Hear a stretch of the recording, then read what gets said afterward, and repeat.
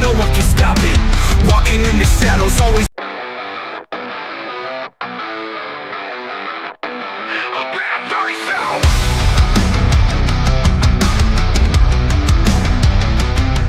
bad guys do hill shit, no one can stop it.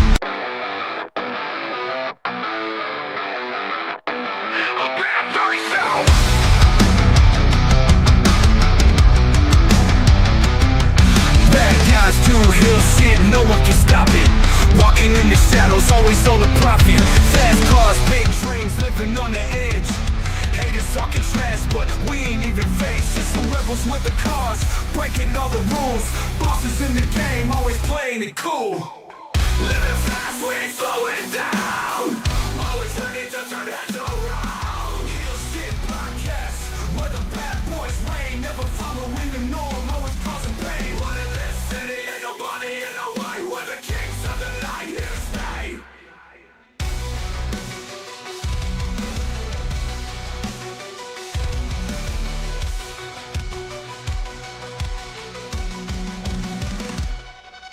Chasing that money, living for the thrill, aiming for the top, gotta make the kill. Street smart, no room for the weak. Cross us once, you'll feel the heat. Taking what we want, we don't ask for permission. Running with the wolves, a dangerous coalition. Living on the edge, no time for hesitation. Hill Shit Podcast, where the bad boys reign. Never following the norm, always causing pain. What in this city, ain't nobody in the way. We're the kings of the night, here to stay. Viewer discretion time. Viewer discretion is advised. What up, Heel Faction? Welcome back to Heel Shit. Why do we call it that? Because bad guys do heel shit. I'm Dark Cordz. That's Draven Grimes. This is HSP. And we're doing something a little bit different tonight. First of all, apologize for missing last night, but we had a fucking hurricane. What you gonna do? So, what we're gonna do tonight is we're going to review the first 5 out of 6 episodes of the Vince McMahon documentary. Just dropped on Netflix on Wednesday. And then at 9 o'clock, we're going to do a live watch along for the 6th episode. So we're going to get you caught up. We're going to get you ready. And then we're going to watch the 6th episode together like the Heel Faction do.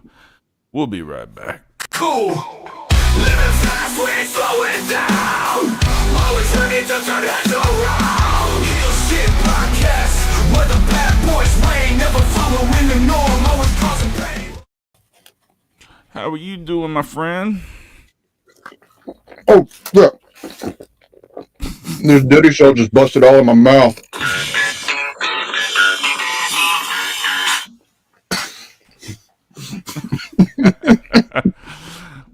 I'm good. We I'm can't good. be stopped now, because it's ass boy Diddy for sh- life. Dude, the memes coming out from this is amazing. I love every bit of it. Sorry. I made stuffed shells for the first time in a long time. Actually, this is the first time since I got remarried. Damn, it's been that long. So I'm fucking jamming on these things. These things took me like an hour and a half to fucking make. I fucking hand stuffed 80 of these sons of bitches. Still have fucking shells left over, so I kind of made I just threw some fucking sauce on top of that, called it a day. But yeah, dude, I'm from this year forth, and I'm calling it now. Stuffed shells are now Diddy shells on HSP. I'm good. Luckily, where I'm at, we had some wind, had some rain. Luckily, the complex I live in had very minimal damage. I did have a tree fall on my car, as I showed you earlier. Oh, very nice. Yeah. Hold on, I'll pull the picture up for you. Do. Don't worry about what the fuck that was. Never will. There it is. Yep. So yeah, I had this massive tree fall on my car today. Yeah, you sure damn did, didn't you? Mm-hmm. Yep. Insurance claim is inbound, and I will hopefully get compensated for that heavy loss, because I just got the car running good. But That's good. in all seriousness, I feel that we were very fortunate not to have as much damage as my county said and predicted that we were going to have. Yeah. So I'm very thankful for that. How are you doing over where you're at? Oh, we're doing all right. Didn't really have any real damage. Um, so happy about that. Mhm. Yeah. So we lost power for probably 8 hours. But we slept the whole time, so it wasn't that big of a deal. So, yeah, Right. we definitely came out much better than a lot of people Hmm. did in this one. There are Yeah. parts of the state that won't be the same for years. Yeah. I was reading an article off of News for Jacks as far as the power outages are concerned, and they're predicting it's going to be weeks, if not months, before everybody has power back in the state of Florida. So Helene definitely fucked us up as a state as a whole. So uh, as I say with anything like this, thoughts and prayers to fans, family, and friends during these times. And even if you can't financially help, at least reach out to somebody that you know. Let them know that you're there for them. Yeah, absolutely. Yeah. All right. So, So that's I don't know about. real Oh, quick before we get started. yeah, Real absolutely. quick before we get started. Mm-hmm. So I had a minor update for remember on Hill HSP where we were talking about my my run in at the restroom, shall we say? Yes. So old dude found me on Twitter. No. Yeah. Wait. The So if I may. you fucking may. By all means. And it's a troll account, so he's not probably not ever going to fucking respond to it. But user Miguel with 3 I's, MIIIG, and he got the U and the E backwards, so it's EUL. I'm in the house if you could probably already hear me. One moment. No, Diddy, shut up. Shut up. Gotta make sure I know where my kids are. Anyway, MIIIGEUL 1463 sent me a message, and I quote, "Yo, homeboy, that was some whack shit you did. ... Meet me back at the mall when I'm unbanned. ... I'll be there. ... This man loves periods. He's on one. Let's see. Obviously, he's on a pro one, and he has a 6-month ban. So That's fucking that would crazy. be March 19th. Like, I'm gonna fucking remember this. He wants me to meet him at the Orange Park Mall in front of the Dick's Sporting Goods of all places to get your fucking ass beat. March 19th March 19th. at 3 p.m. Did you say March 19th? March 19th. We're supposed to hold this grudge until March? Dude, I'm open. Look, it must be like his major hangout place for him and his boys. So, Miguel, my guy, you found me on Twitter, so you know I do this podcast. So, listen well.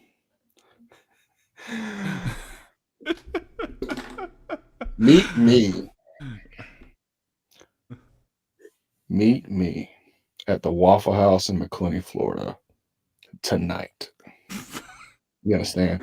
Because that's where I'm going to be once I'm done with this, to get me some hash browns and a cheeseburger.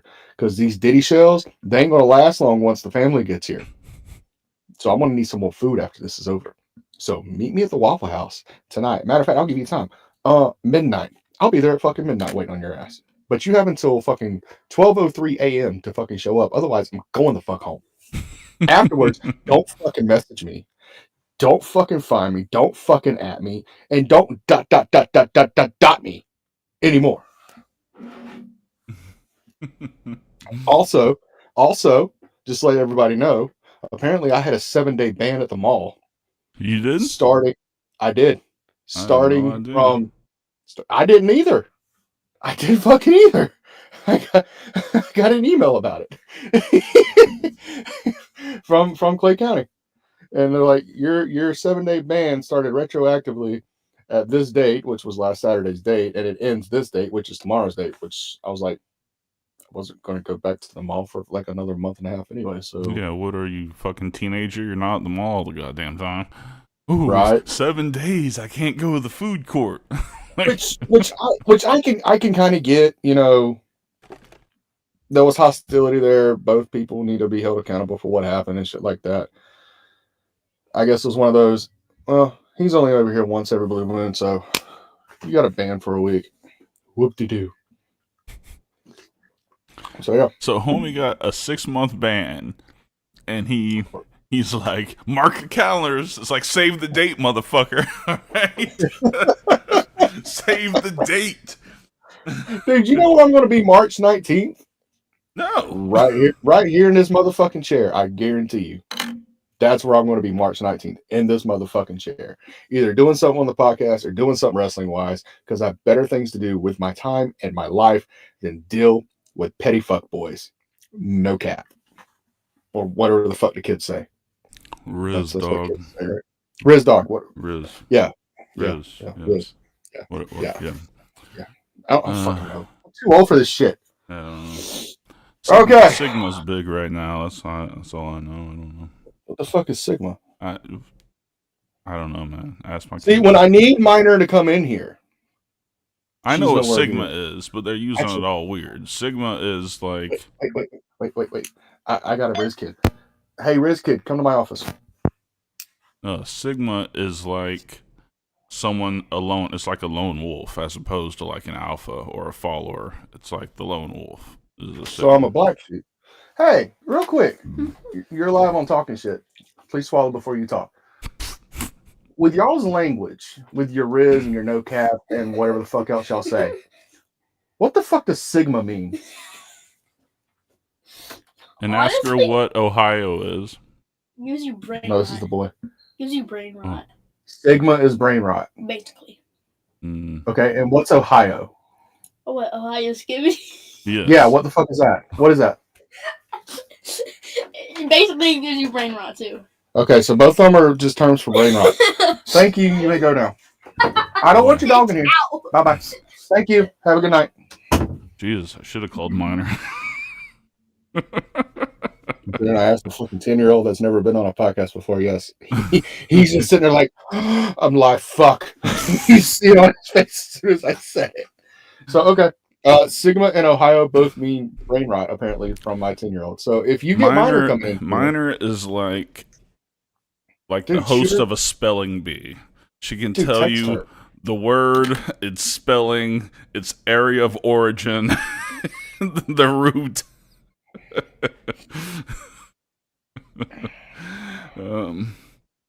Let's see. Hold on. Old Thumper just messaged me. Yeah, hold on a second. By the way, shout out to Old Thumper. He's recovering well, and soon, hopefully, he'll be back on Talking Shit with us.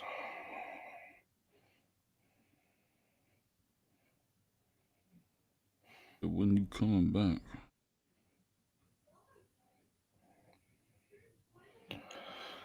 Man, there's so many people I have to fucking message when something like this happens. I always forget somebody, and this time around it was him.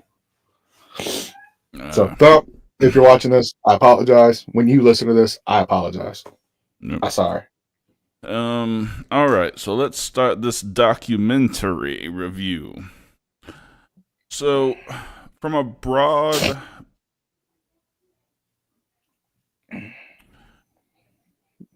I actually found myself like feeling sorry for him in some of the parts. Like Part 1, yes, definitely in the first episode, going back to his childhood trauma, definitely. well, I started feeling like whoever that reporter was that kept trying digging and digging and digging because he hated Vince so bad. Like part of the me, New York Times guy. part of me got defensive. Like, who the fuck are you to come try to peel the curtain back, motherfucker? And I was like, wait a minute, I'm defending Vince. What the fuck is wrong with me? But it's more like I'm defending the business. Yes, that's what I was going to say. You're not necessarily defending the person that he's going after. You're defending the business that we love so much. Yeah. So I'm right there with you on that one. So this is how we're going to do it. After you, I'll say this. You finish your broad stroke, so to speak. So what we're going to do is 1 through 5. We'll name the episode. We'll briefly review it. We'll give our thoughts on it. Anybody wants to chime in on the chats, you're more than welcome to. If you have any questions on it, you're more than welcome to. This is pretty fresh in our minds. Dark pretty much hit all 5 episodes within 24 hours. I did the same. So we could kind of, between the two of us, put it all together for you as a nice little book for you. But so finish your broad stroke and I'll give you my broad stroke. Yeah, just a couple of emotional things, like you were. I mean, we'll get into it more in depth, but you were right. The Owen Hart thing was fucking hard hitting. I mean, there's just so much shit that you didn't forget, but you forgot how it felt in the moment, and some of that shit kind of rushed back. There's some of the things I just didn't know, like in WrestleMania 3, I just didn't know some of those stories. So it's been fascinating. So let's go ahead and get started with episode 1. Okay. What was it titled? Episode 1 was titled Junior. So this was basically the episode from birth to, I want to say, when he started getting the territories, bought the business from Vince, leading into WrestleMania 1, if I am correct on this timeline. Yes. So episode 1 kind of ends on a high note. And really, this is the only high note in the whole series so far, because we haven't seen 6, which again, I don't think that's ending on a high note, bro. It depends on who you are. Depends on who you are. True. But yeah. First off, and I told you this like as I was watching the first episode. Bret Hart sucking his own dick for 3 minutes straight. That motherfucker almost immediately took me out of the whole series. Bret Hart loves him some Bret Hart. Like there is no doubt that motherfucker is in love with himself. Yeah. And you can tell that this was one of those, I ain't gotta, hold back on anything. I don't have to be pro Vince. I don't have to be pro WWE. I don't have to do anything. I can just speak my mind. And boy, did he! Especially as we got to the screw job and the Owen stuff, as we'll get into in a little bit. But dude, just the first 3 minutes of was just him sucking his own dick, and it really almost completely turned me off to the series. But it was one of those things where I just paused it, had to walk away for a minute, compose it, go back into it, and when we really started getting into the story, so let's start with Vince's childhood, and this is more one of those deals where holy shit, we can see where 90% of his issues are right off the rip. So I'll give a little detail, and you can just fill in the blanks wherever needed. So Vince, this multi-billionaire, literally came from nothing, so to speak. Just, I can't remember if he was middle child or youngest child, whatever it was. Grew up in a beat-down trailer park with an abusive ass stepdad and a mother who was allegedly sexually assaulting him, which I didn't find out until like at the end of 5, right, in the Family Business show. Yep. So once that was put on 5 earlier, I was like, holy shit, everything just comes full circle. But yeah, he had a really tough childhood up until he met his father, and he was what, 12? I think it was 12.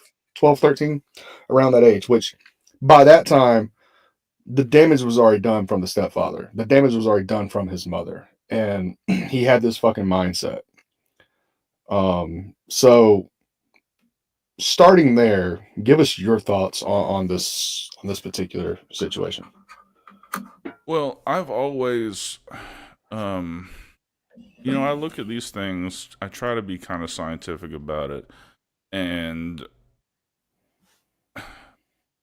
getting beat every day from this fucking cocksucker, and your mom obviously letting it happen.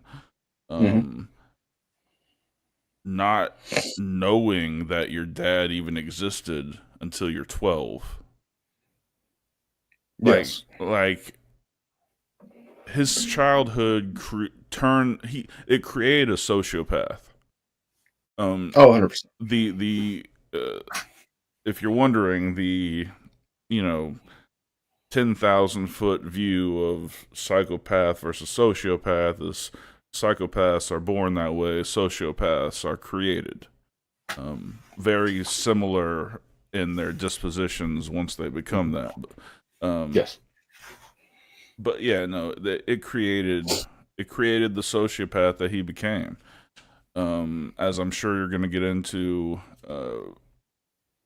he never heard his dad say "I love you" until the day before he Day died. before he died. Dude, that hit right here when he said that shit. Yeah, man. And I know Vince is a fantastic actor. He's fantastic. He's been able to pull our emotions Yep. for decades, literally. But there was no acting when he said that. Like, you saw the genuine heartbreak in his face and in his eyes when he said that. And he said it at the beginning of the first episode. I've spent my entire life talking about everybody else but me. This is very uncomfortable for me. Yeah, And I don't know how far I'm going to go. He spent a lot of the first half of that episode just saying that he doesn't want people to know him. Like, nobody knows him, and he doesn't want anybody to know who he is. No. I think when it comes to Vince, he's one of those, everybody knows a version of Vince. You know what I mean? Mm-hmm. His family, his immediate family knows a version. His colleagues, his employees know a version. The fans know a version. Nobody but him real. I don't even think Melinda could tell you who the real Vince is. And they were together for fucking ever. So let's move on a little bit to when Vince Sr. and Vince Jr. got together. One thing that really got me was when Vince said he never really saw him as Vince Sr. saw Vince Jr. as a family member or a son. It was more or less as another employee. Right. Dude, going from that environment of an abusive family to now this man who sees you more or less just as another asset or a penalty, depending on what you do. And you now have to prove yourself in this environment. That's where that damn work ethic came in. That's where this only needs to sleep 4 or 5 hours a night, that will work fucking nonstop, that never has his brain shut off. And we'll get to the brain thing when we get to episode 5, because he said something and it kind of concerned me a little bit. We'll get there. But it was kind of like, in my opinion, when Bischoff and DDP were in WCW together, and Bischoff was harder on DDP because they were such good friends, Right. so to speak. And I feel in Vince Sr.'s own way, that's what he was trying to do there. Build Vince Jr. up to be a success. Not necessarily the success that he became, because they had some problems, as we'll get into. But really, I don't know, dude. That's just, it's a weird position. I've never been in it. I don't ever want to be in it on either side. Right. Yes.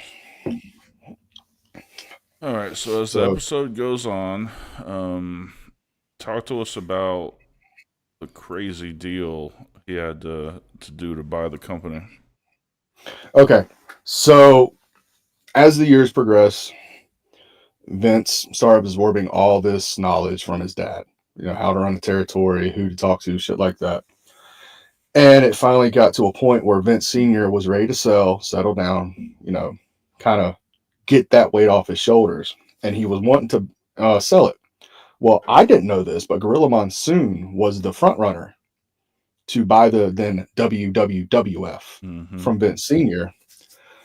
But Vince Jr., learning from his dad, gave this very, very fucked up deal where he put a down payment down on the company. And every quarter to the day, he would make a payment. 4 payments after the down payment. If he missed any payment, even if it's the last one by 1 day, the agreement's null and voided. Vince Sr. keeps the money. Vince Jr. does not get anything back. He does not get the company. He can sell it Gorilla Monsoon. Right. That's one of those things where it was an all or nothing deal. But once Linda broke down how that went, I was like, that's fucking genius, dude. Because here's what happened.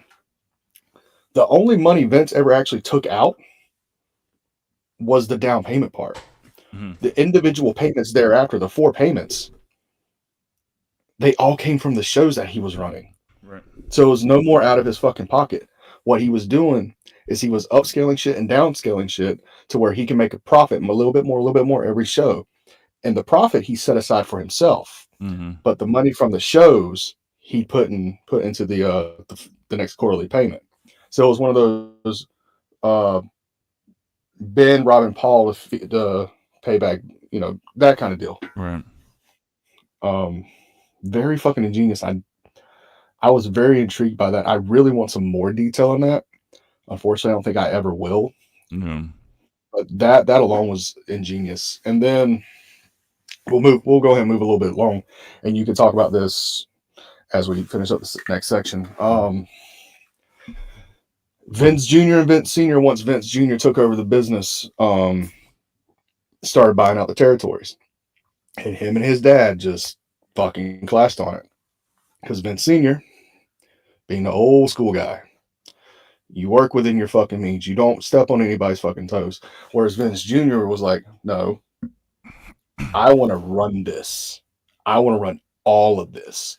Because all of this means more money for me, for my company. To hell with those guys. If they want to join in on it, they can sign with me or they can piss off. Yeah. And that's eventually what really happened with all the territories. Yeah, and the reason why, just for people who don't know the history of the business very well, the territories, like, and they mentioned it in the documentary, they were imaginary lines you didn't cross. No, sir. If you were in the WWF up there, you didn't come down, you didn't cross into Mid-South or Mid-Atlantic. You didn't fucking do that shit. And Vince was like, well, I think you can. So he started going around, and it was very simple. He was just offering their top stars better deals. It's like better deals, and they were also going to the television station like, hey, we have not only the guys that you already have on there, we have these guys from our company who can bring in more viewers for you. Right. So it was really just undermining the current, and I can't imagine this could happen now with how contracts and shit is now. But Vince basically was like, hey, we can give you this for this price, or you can keep doing this, and in 6 months this is going to be gone. Yeah, so very interesting. He just went around and he didn't buy out the territories necessarily. He just gave their stars bigger deals, and they all kind of fizzled out. Yep. So let's just keep rolling with this. Let's. I don't. Well, that's basically the end of episode 1, right? Let's take a quick break first. Really, the end of it was WrestleMania 1, but I kind of just want to run WrestleMania 1, 2, 3, and 7 with the Warrior all in one little segment, like real quick. So Okay, go ahead and do that. let's go ahead. No, let's go ahead and do the break real quick. We Okay. can run that in about 10 minutes, and then we'll finish up. Okay.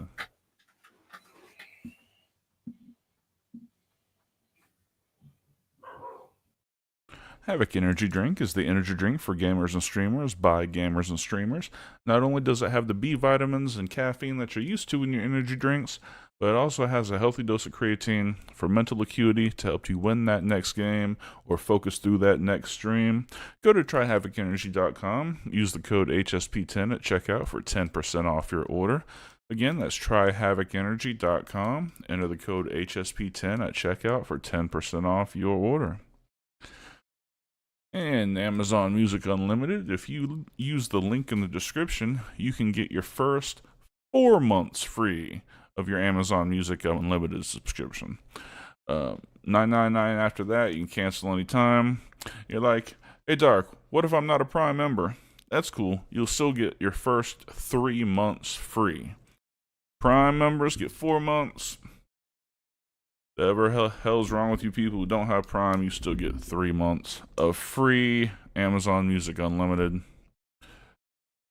on us. Enjoy it. All right.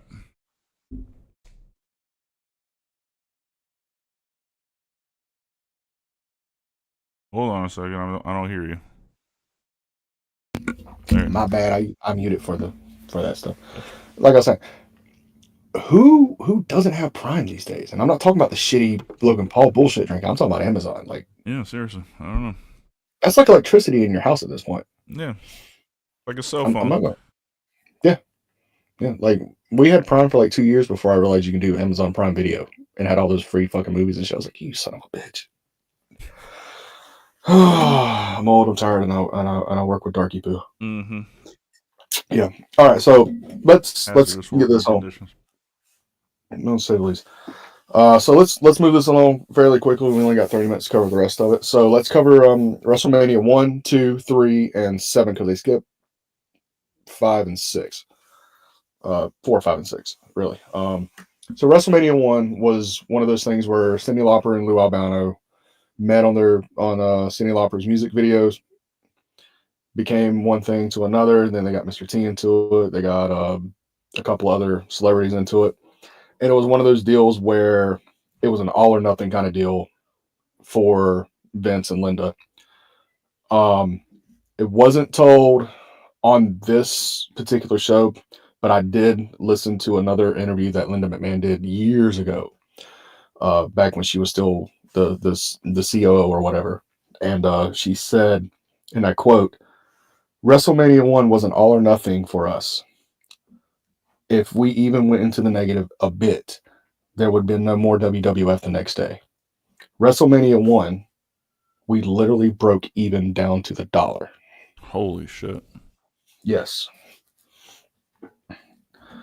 And WrestleMania 1 is a very important moment in time for all of professional wrestling. That's the moment where the Rock and Wrestling connection really got going. That's where Hulk Hogan got big when Mr. T was Bob Orton Jr. and Paul Orndorff in the main event with him. It's really where celebrities really made wrestling cool for the 80s. And then we jump to 1986 with WrestleMania 2, and it was a complete clusterfuck. All right. They, Let me break down why it was such a complete clusterfuck, okay? Does anybody remember who the main event was of WrestleMania 2? No, motherfucker. Nobody does. You want to know why? Because they ran 3 shows simultaneously, or they tried to run 3 major shows simultaneously and have them all simulcast. How they used to have to do pay-per-view back then was they had what's called closed circuit shows. They would show your event in another stadium that you had to buy tickets to go see there. Okay, you couldn't watch it at home. There was no pay-per-view. You had to go to an arena who was on the closed circuit list and purchase a ticket for you to watch WrestleMania on pay-per-view.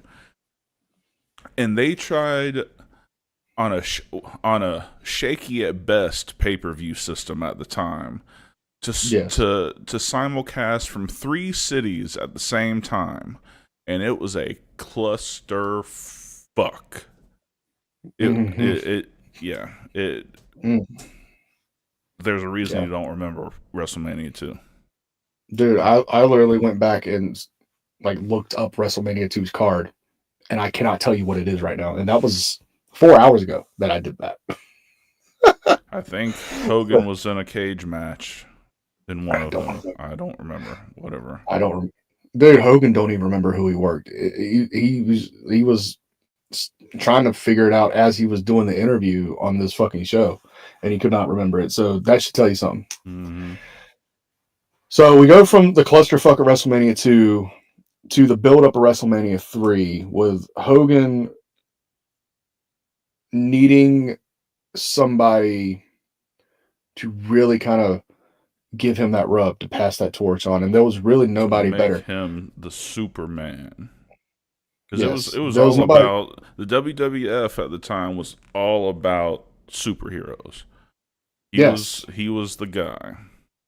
Mm-hmm. I mean, look at the guys that were there: Hulk Hogan, the Macho Man Randy Savage, Ricky the Dragon Steamboat, Sergeant Slaughter. This was a little before Warriors time. Orndorff, dude, such an underrated talent. Anyway, so they were building up Andre versus Hogan, but I went and watched the Andre the Giant special that HBO did a couple years back, right. And they went into great detail about how bad off he was going into that. Like, the reason he had that animatronic ring take him down there, it wasn't for show. It wasn't to show that he was like a god among men. He physically could not make that walk down to the arena. Yeah. And as Hogan put it during this interview, anytime he would try to put him down or, try to bump, he would make sure it was close to the ropes, because if he did it in the center of the ring, Andre wasn't getting up. Yeah, he needed the ropes for leverage. Yeah. Yes. And you could tell, if you go back and watch it, Andre versus Hogan's not that good. It really isn't. I've seen them work other territories. I've seen them work in Japan where they killed it. Oh, yeah. Fucking killed it. And this was one of those, this ain't the best, but it's known for this moment in time, so I don't want to shit on it, right? Right. And how it was done, right? So Hogan was doing lariat, hulking up, punch. Andre went down to a knee, and as Hogan said, he heard slam, right? And he was like, oh fuck, he wants me to slam him. And mind you, Andre's back is fucked. It's beyond FUBAR at this point. So, Andre knew what he was doing. So he hit the fucking slam. Moment in fucking time. Will live in infamy in the annals of history. And as soon as he hit the fucking slam, and I went back and watched it on YouTube, you could actually hear Andre scream, leg. So Hogan dropped the leg. Bam. And at that point, Hogan was legitimately concerned. What if he kicks out? Yep. Because, Andre could have just changed his mind right fucking then and said, nope, we're not doing this. The two things that are surprising to me about that match is, one that we've kind of known for a while, is all the lies that surrounded the match. Like, this was not the first time that those two had wrestled. They had wrestled dozens of times. Mm-hmm. Andre was not undefeated for 16 years. All right, he had lost everywhere. This wasn't the first time that Hulk slammed Andre. He's done it much more impressively before. Yeah, they showed it on the episode, like a textbook fucking slam. Yeah.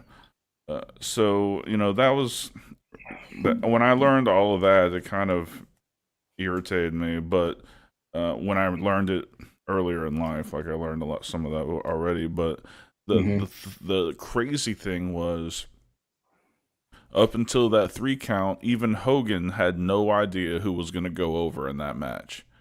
Yep. He kept asking Vince, "Are you sure what was going on?" He said, "Don't worry about it." And he'd go, "Andre, what are we doing?" He'd go, "Don't worry." You know, and the whole time, all the lead up, because if Andre didn't want to lose, what the fuck were you gonna do about it? Like, Not a fucking thing. not a goddamn thing. So Exactly. the entire time, Hulk was like, "What's going on? What's going on? Don't worry." And up until that 3 count, like you said, I still didn't know if Andre was gonna kick out. Yep. Yeah, But damn. But that just goes to show you how Vince was able to suspend your disbelief with the fact that they've never quote unquote wrestled before, that he's never been fucking slammed before, and you believed it yeah. at that moment. So let's move on a little bit. Yep. We're gonna briefly, because that's all this motherfucker is owed. We're gonna briefly go over WrestleMania 7 with Hogan and Warrior. So here's what happened. This is why Warrior got put in this spot. Hogan was starting to break down. The travel was getting too much. He was wanting to stop and do movies. You know, he wanted to do stuff outside of wrestling that wasn't going to turn him from 6'7" to 6'3". Yeah. Just putting it out there. And, you know, they were needing to build up this next megastar. And, you know, let's build a new Hulk Hogan. Let's build a better Hulk Hogan. Let's build a shinier Hulk Hogan. So what did you do? Brighter You went and found colors, brighter shinier colors, skin. better body. Yeah. And if you really look at it, it's really like Hulk Hogan, Wish.com Hulk Hogan. If you really think about it. Leg drop, splash. Hmm. Big boot, gorilla press. Yep. Hulk up, run to the ring and get gassed. Let's be real.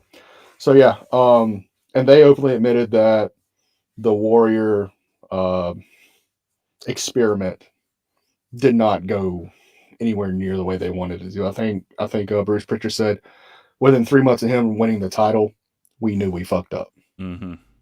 Yep. So that's as much as I want to give Warrior. God rest his soul, but he was still a fucking dick.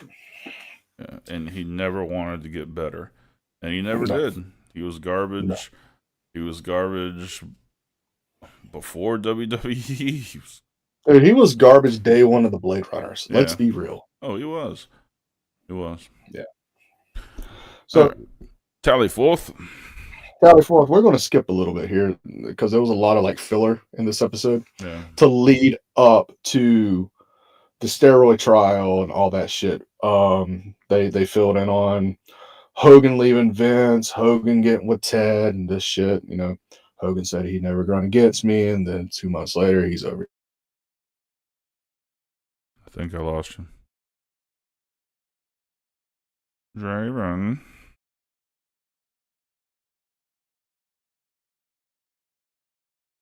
Hold on a second.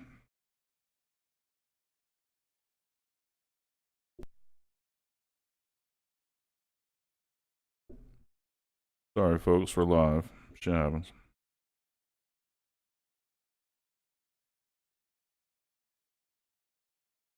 Mm-hmm. Yeah. Mm-hmm.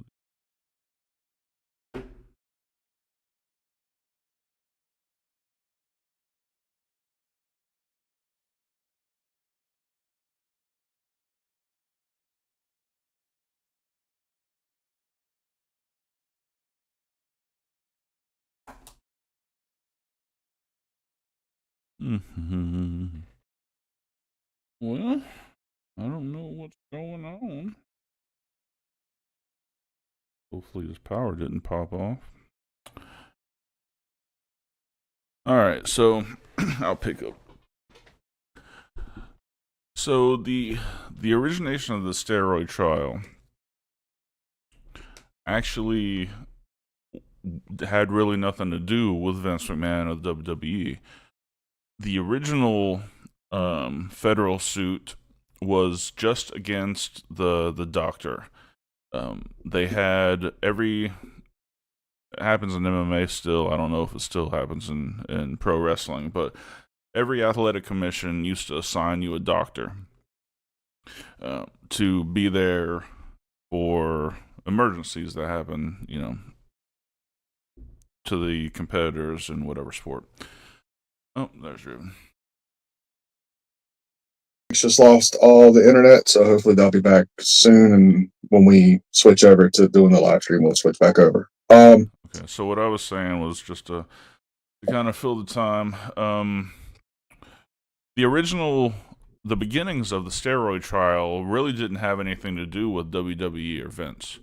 It was against the athletic commission appointed doctor who was running the area with the WWE, and he was just prescribing and giving wrestlers steroids just on the finger.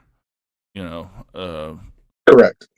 He was selling it to not only the competitors, but he sold it to Vince too. It was just what was going on, and nobody kind of made any bones about it. Nobody was like, "No, we didn't."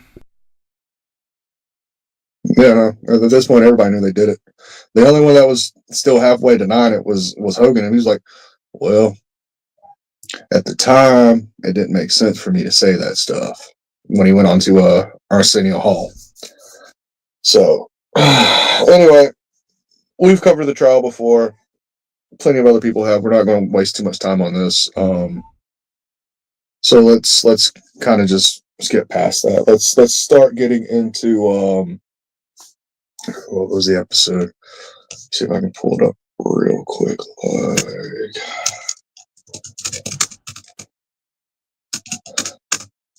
We're going into episode 3, which is the Attitude Era, the start of the Attitude Era. So we got to go through the screw job and all that stuff. So I'm going to leave it to you. What do you want to cover this? Because as a wrestling fan, everybody knows the Attitude Era, and there wasn't really too much information given in this that hasn't been given before in previous interviews with other people.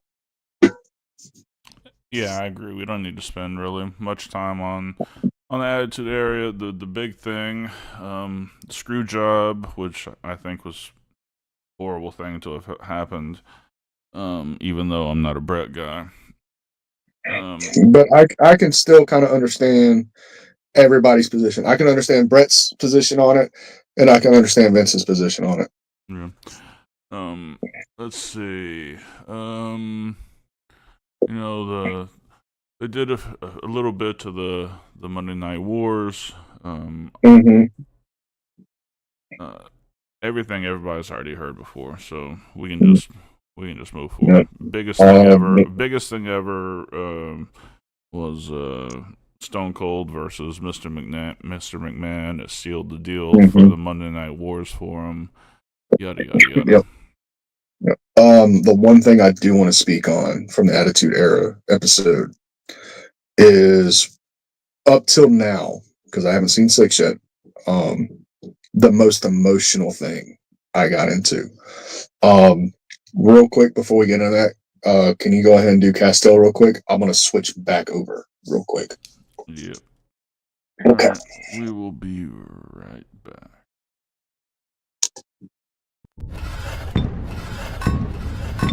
Vodka, Evolve, Castile. Indulge in the Red Revolution.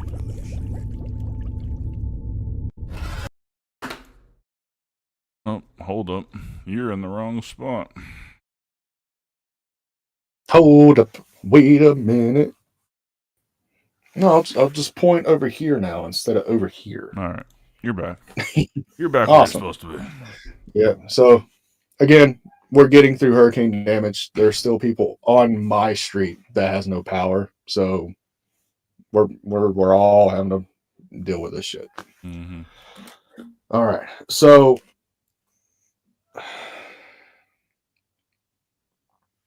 yeah, this is emotional. The Bret Hart situation. the time of his death. Lot of details came out in this that wasn't brought out previously. I wish, and I can understand why she didn't do it. I really wish Martha Hart was able to get on this and be able to express herself on this. And I know she's very anti WWE. She's very anti Vince for what happened and how it worked out. Mm-hmm. But I still feel that she should have had the opportunity to say what she needed to say. You know, you had guys like Meltzer on there. You had guys like Bischoff. You had Stephanie, Shane, Bruce Pritchard. You had all these other people that can go on there and say their piece on basically anything. Right. I feel Owen was owed that, and he was not given that. So that's my one negative God damn. takeaway so far of this show. But they went into great detail on the accident itself, the investigation of it, the backstage feeling of what happened. They made it a point when they were talking about the show going on, and they used every fucking shot from that show of that corner where Owen's blood fucking was, and that was heartbreaking for me. Yeah, and to Just make the guys go out there and work right next to his blood stain, like that's fucking despicable. yeah. And the one thing that came from this that really kind of it pissed me off more than anything is Owen was pronounced dead before he even got put in the ambulance. And they knew this. Well, Vince and Bruce and the higher ups knew this at the time, and they Mm-hmm. still show go on. And I can get it. If this happened to Vince will want the show to go on. But just because almost nobody, quote unquote, saw what happened, doesn't make it any more less disrespectful of the fact that a man died. Mm-hmm. Really fell to his death. And if you go back to the Dark Side of the Ring episode, which was beautifully done, Owen's last words were, "Move out of the way." Like, even in his last moments of life, he was still more worried about everybody else but himself. Mm-hmm. And that mixed in with this, it was just Yeah, no, it's hard. it was rough. It's heartbreaking. Yeah. Heartbreaking. It's this is supposed to be fun. It's uh, your wrestlers aren't supposed to die in the ring. No. It's just And if yeah. and, if something like that happens, show the proper respect. Mm-hmm. You know what I mean? Like, I understand it was a huge show for your stories, and the people there paid to see a show happen. But that's one of those where you should have just it should have been called right there. So, yeah. So before we end this and start the watch along, talk about Shane's split and all that stuff. Okay. So really, episode 4, the ruthless aggression stuff, wasn't really too much of a high point. That felt more like a filler episode more than anything. The leave of Rock and Austin, the rise of John Cena and Randy Orton and people like that. So I wasn't really too into that. But yes, so as we all know, Vince is a very controlling person. Yes, he delegates stuff, but at the end of the day, nobody has say so but him.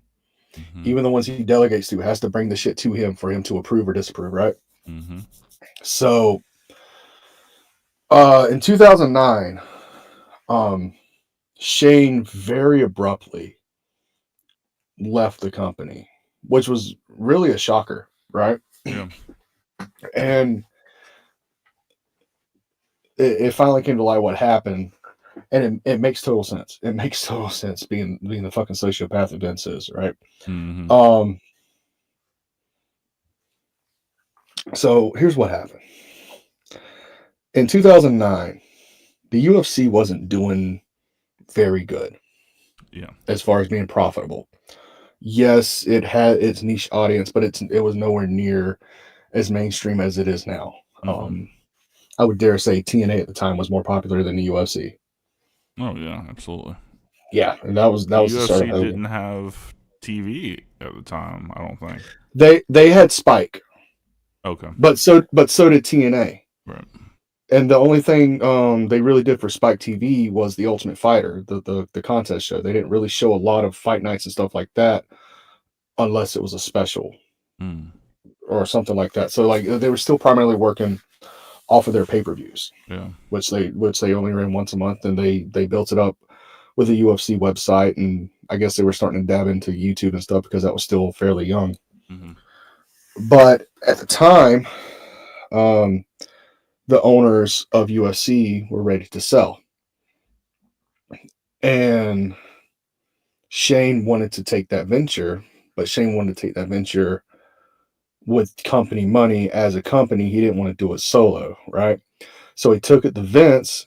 You're like, you bought WCW before, you bought your competition beforehand. This isn't really one of those situations. This is one of the situations where I feel this can excel and become its own entity, and we can more or less just be a private owner. Mm-hmm. But we have production, we have marketing, we have merchandise, we have everything they need to move to the next level. So why don't we just go ahead and do that? Mm-hmm. Let's make this jump. And Vince was dead set against it.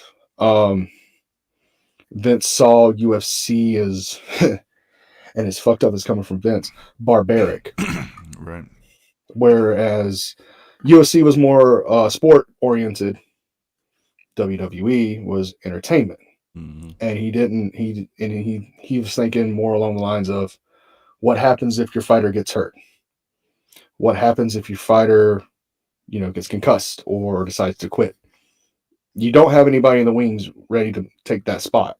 Mm. Which I can kind of see where he's coming from. But the story that Paul Heyman gave, that finally was like the blow up. So let me paint the picture for you. Vince and Shane sitting down eating a meal, discussing this. And Shane said, we need to do this. And Vince said, the only way you're going to do this is over my dead body. And whatever the fuck he was eating at the time, he picked up a steak knife or something, and he said, put it right here. Take this dagger and put it right here, because this is the only way you're going to get away with this. But if you don't do this, I also have to take that into consideration as well. Yeah.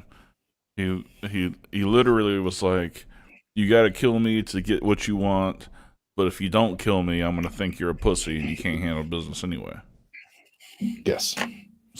So that was really the high point of the family business one. They went into a couple things of a couple of storylines where, I can't believe I'm going to say this. I know it was rumored, but I didn't ever believe it until I watched it today. The storyline in 2003 that was leading up to Stephanie's departure for her to get married to Triple H. That whole situation was supposed to be Stephanie got pregnant by date rape, and it ended up being Vince that did it. And it was supposed to culminate into that because she aborted the baby or some shit like that. It was very fucking perturbing to even think that came from that motherfucker's mind. How do you think about that with your own daughter? I don't care if it's storyline or not. Yeah, and they were out searching for wedding venues, like in real life. And Vince was like, we got to put this on pay-per-view and sell it. And they're like, no fucking way, Vince. What the fuck are you talking about? He was like, No. I thought it was a good idea. Motherfucker. Dude, you gotta turn the promoter brain off sometimes, dude. That's Yes, that's your this is daughter's real big daughter. day. Yeah. No. So, So they ended up settling with Vince beating the fuck out of his daughter and choking her out on fucking pay-per-view the week before. yeah, he booked her at a no holds barred match the week leading up to her wedding. So if she got busted open, if she got A anything, broke ankle. anything, Linda was going to divorce him on the spot. yeah. Her words, not mine. But didn't get busted open. It worked out, but Jesus Christ, it could have been horrible. All right. So what we're gonna do, heel faction, is we're gonna hit the outro, but don't you fucking go anywhere, because the main event's up next. We're gonna hit the outro, and then we're gonna come back and we're going to get ready for the live watch along. So appreciate you guys hanging out with us for Draven Grimes. I'm Dark Cordz. This has been heel shit. Why do we call it that? Because bad guys do heel shit. Peace. Heel Shit Podcast, where the bad boys reign, never following the norm, always causing pain. But in this city ain't nobody in the way, where the kings of the night here stay. All right. We are still live. We are still live. Awesome. All right. Awesome. Family in the truck. Family in the truck. God is good. God is good all the time. All the time. Yep. All right. So this is how it's going to go. Dark and I are just going to take a couple minutes, refill our beverages, get our snacks and stuff like that together. Probably just take 3 or 4 minutes for each of us. Probably take a leak, whatever the fuck we got to do. We're going to come back here and we're going to start promptly at 10 after 9. Give it guys, everybody to get time to get their Netflix and stuff up and ready to go. Because this is how the watch along is going to go. Unfortunately, Netflix don't like us streaming their shit.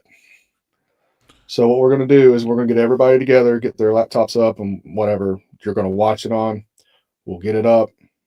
For those of you that don't, about 9:07, I'll give very specific instructions where it is, what it is. And at 9:10, I'll give us a nice countdown, 3 to 1, and we'll all watch it together. The way this is going to work is if there's something at the point in time we need to discuss, either I'll say pause or Dark will say pause. We'll pause it, we'll talk about it, and we'll carry on. So, fair enough? I'm going to hit a starting soon screen, and we will be back. Try to be back in 5 minutes, maybe. Yeah, sounds good. All right. Be right back, guys.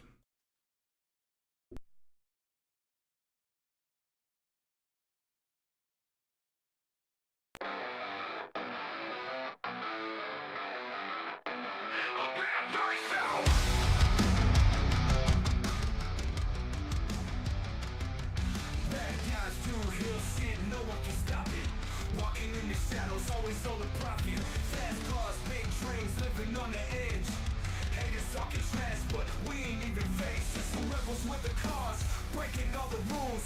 Bosses in the game, always playing it cool. Living fast, we ain't slowing down.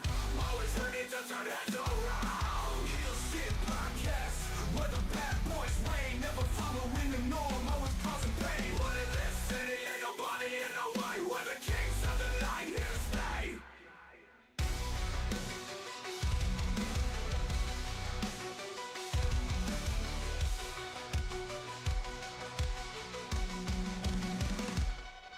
Chasing that money, living for the thrill, aiming for the top, gotta make the kill.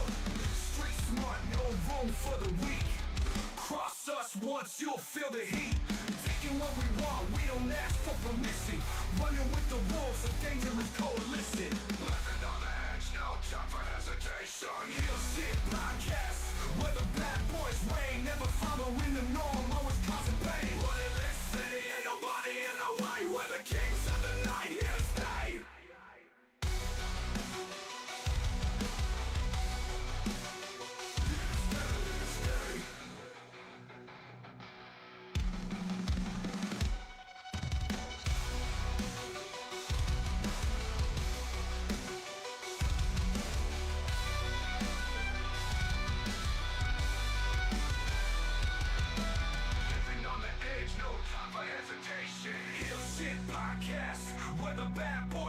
never following the norm, always causing pain. Running this city, ain't nobody in the way. We're the kings of the night, here to stay.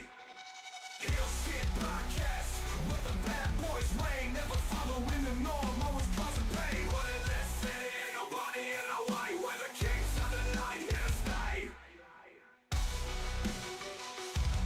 We're the kings of the night, here to stay. We're the kings of the night, here to stay.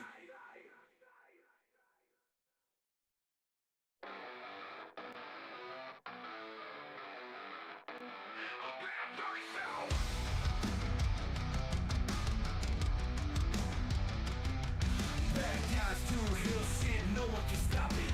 Walking in the shadows, always on the profit. Fast cars, big dreams, living on the edge. Haters talking trash, but we ain't even faced. Just some rebels with the cars, breaking all the rules. Bosses in the game, always playing it cool. Living fast, we ain't slowing down. Always ready to turn heads around. Hill Shit Podcast, where the bad boys reign, never following the norm, always causing pain. What in this city, ain't nobody in the way. We're the kings of the night, here to stay.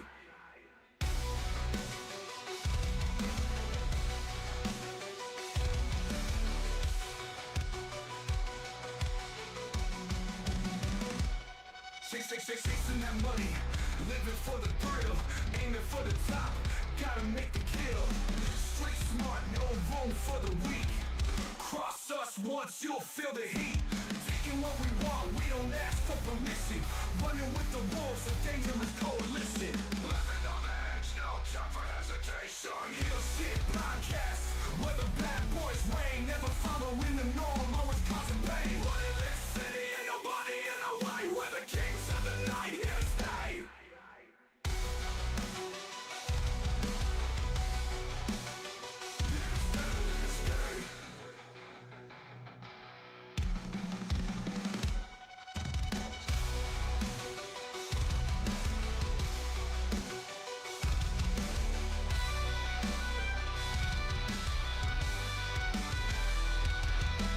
Living on the edge, no time for hesitation. Hill Shit Podcast, where the bad boys reign, never following the norm, always causing pain. Running this city, ain't nobody in the way. We're the kings of the night, here to stay.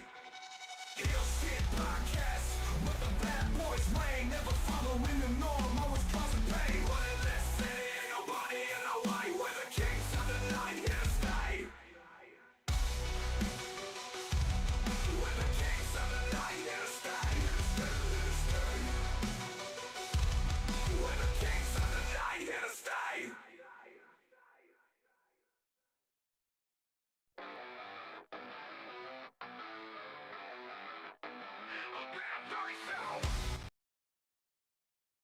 All right. Hope everybody's ready for this. Got everything down, everything cool. All right. So, let's see here. Of course, we can't show the video on here, but if you pull it up, it's on Netflix. We're watching episode 6 of the Vince McMahon documentary. Hope you guys have it pulled up. If not, you'll be able to hear it through, you'll be able to hear it on here in our stream. We just can't show the video. So, you about ready to hit play there, Dre? Can't hear you. Just about. Let me run one little test on my Bluetooth real quick. Oh, shit. Okay. That didn't work, so let's just reconnect them real quick.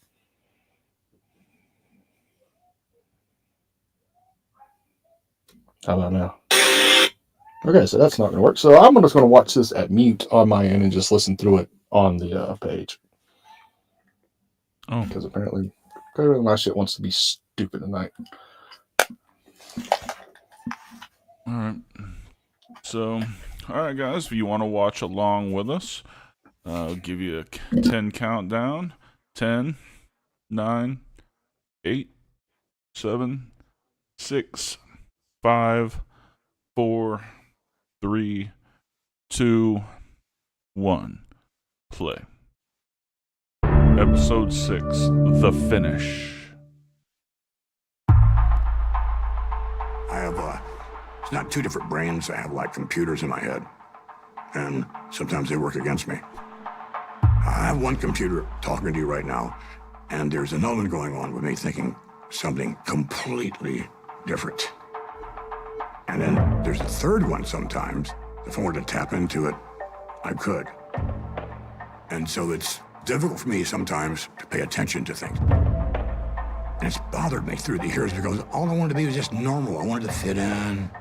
But I deal with it because that's who you are. Just deal with it, Vince. Doesn't matter what you want to be this way or you want to be that way. Here's where you are. You're different. Be different. And, you know, the expression of fuck the world. So. All right, pause. This was that statement that I was talking about. The way his mind works as separate computers. What's your take on that? I think it's possible. I think it's very rare, but I wholeheartedly believe that Vince McMahon could do it.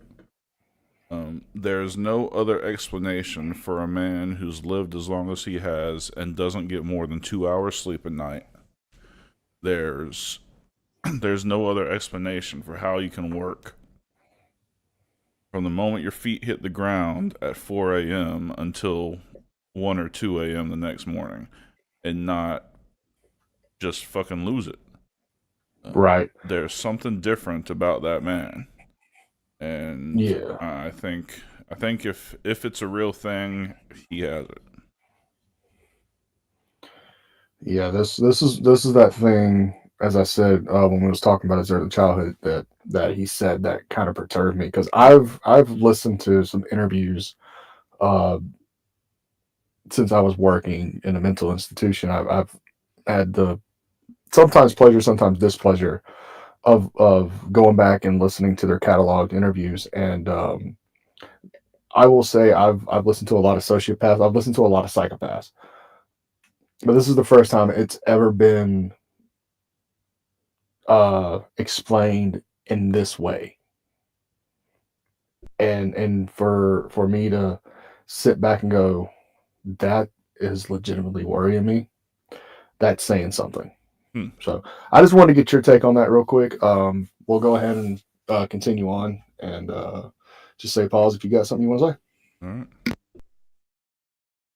That's where I am now. What's the other brain thinking about now?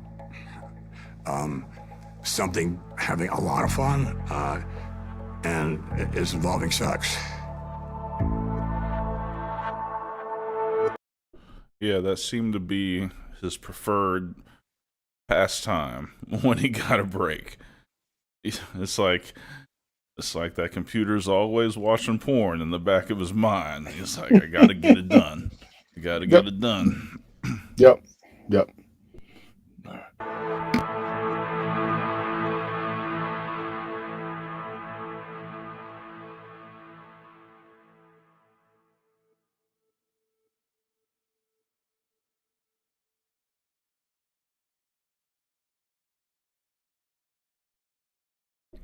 So for the people who can't watch, I'll read You beat me these. to it. Yeah, I'll read beat these me to to you. And these are text on top of the screen. It says, in January 2024, Vince McMahon resigned from the WWE after allegations involving sexual misconduct, assault, and trafficking. The majority of the following interviews, including with Vince McMahon, were filmed before the allegations were made public. Yep. Which they made that clear at the beginning of the first episode that the majorities were done before all this stuff happened. But they immediately ceased production of this when the allegations came out. So, right, so hopefully of they'll this differentiate. episode should be Very juicy because Vince wasn't. There was nobody involved. Just Yes. allegations. So here we go. Yeah, and this is also covering the CTE stuff with Benoit on this episode too. So That'll be interesting. yeah. Okay. All right, so let's continue.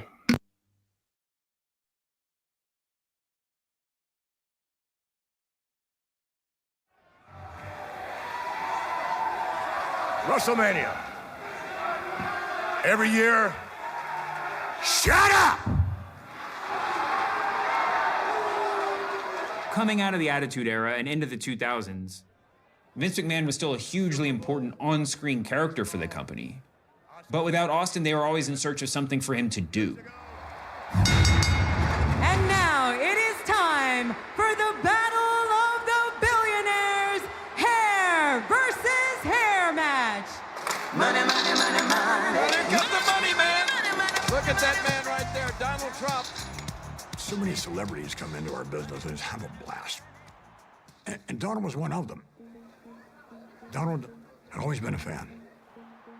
So I Look went at to that Donald and fucking said, shit-eating grin on that motherfucker. Did you see that? He held that belt between the two of them, and he was like, he couldn't have been prouder if it was two cocks he was holding between them right there.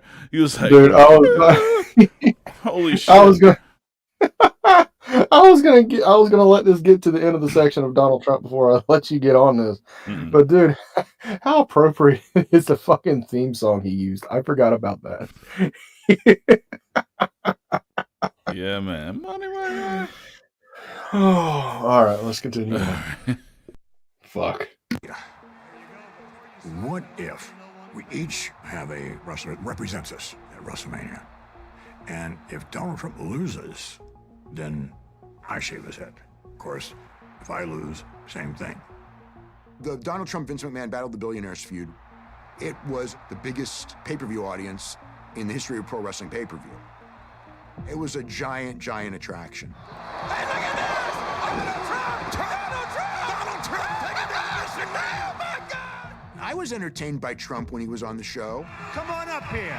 His ability to speak to wrestling fans was excellent. To me, they look like a very smart group of people. He was kind of perfect for the role.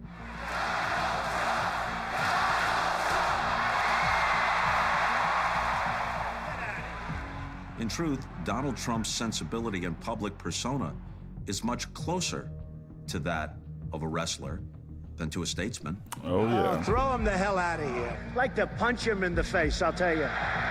Our fingerprints are on so many things in the world. Politics, absolutely, my God. Why wouldn't you want to be like WWE? I can do whatever the hell I want. I have the right to do whatever I want as president. This is what we do. We present larger-than-life characters making outlandish statements that make people go, oh my God, I can't believe he said that. Donald Trump is an example of what seems to be. You know those Bella twins? I had them at the same time. Oh, good Lord. All the hotties were there with them. The Bella twins. What is that? Who's that chick in the gold? Kelly. Michelle, I believe. Kelly. Candice Michelle was there too. Yeah, Candice Michelle. Okay. Yep. All right. Moving on. A kind of pro-wrestlingification of American politics and American society. If you're going to look at the influence of Vince McMahon and pro wrestling on culture, man, we elected a president that was playing a pro wrestler on TV. I don't know if it's Trump being Trump or he learned from wrestling, but I see similarities between Trump and Vince McMahon.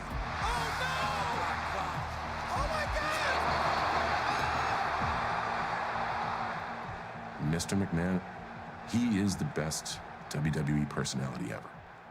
But after the Attitude Era, like, Mr. McMahon was a more selectively used character.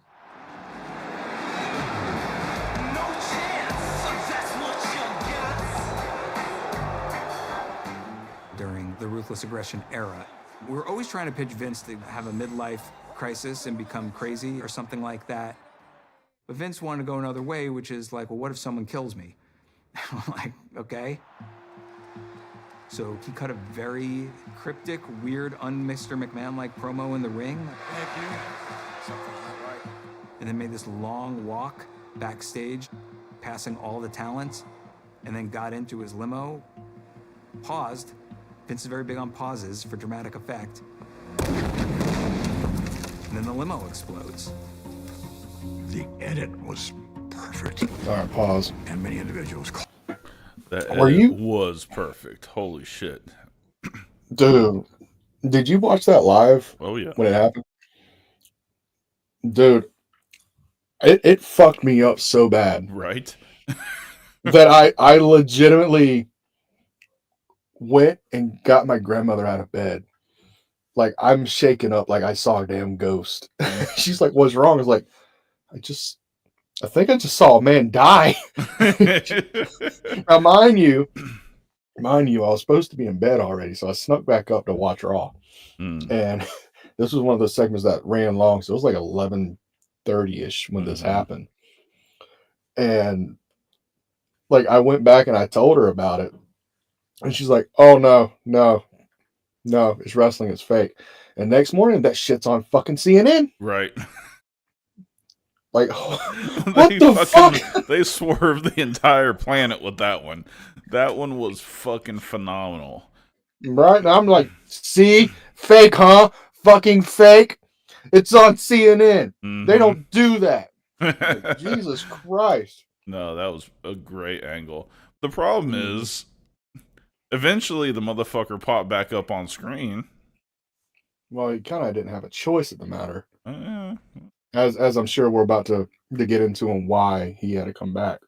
So let's keep this rolling a little bit. We'll discuss a little bit more. Called, the office is Vince okay? Vince really wanted to treat it like real life. The website was reporting it was real, and the announcers were somber. And in fact, from what I've heard, Donald Trump called up Vince's office to make sure Vince was okay. So that became a very controversial storyline. But certain tragic circumstances in real life happened that forced us to stop that storyline. Good evening. Tonight's storyline was to have been the alleged demise of my character, Mr. McMahon. However, in reality, WWE superstar Chris Benoit, his wife Nancy, and their son Daniel are dead. Chris Benoit was thought of an excellent in-ring performer. He's done everything in this business. He's been a world champion. He's one of the greatest of all time. And as far as we know, a great guy. When a wrestler passes away, Raw the next night would become like a tribute to that individual. So we did one for Chris that night. Tonight will be a tribute to Chris Benoit. And then while that show was airing, we started to get the details of what had actually happened and what Chris had done. Oh. See, I didn't know how soon after it, but like during the broadcast, they started learning about it, huh? Yeah. I found out, and I swear, my fucking mother of all people. All right. So I was watching this show live, and she was asleep on a couch, obviously high on fucking something, whatever the fuck it was. And they played the tribute video, and I don't know what it was. I didn't break down for Eddie or anything like that, but this one hit fucking hard, and I fucking cried like a baby, right? And she's like, "Why are you crying? For all you know, he killed his fucking wife and kid." And I looked at her, I was like, "How can you flew off be the fucking handle with that one?" I looked at her and said, "How the fuck can you be so goddamn fucking heartless, you goddamn whore?" And we got into a fucking screaming match, and she found out before I did because she was at home doing nothing else and she was watching the news. And she's like, come here. Pulled me right in there, pulled on fucking Fox News, and she's like, "I fucking called it." I was like, that doesn't change the fucking fact of how I felt last night. Oh, of course not. And it's really still to this day kind of painful to kind of think of it from two minds. As big a fan of Chris Benoit that I was,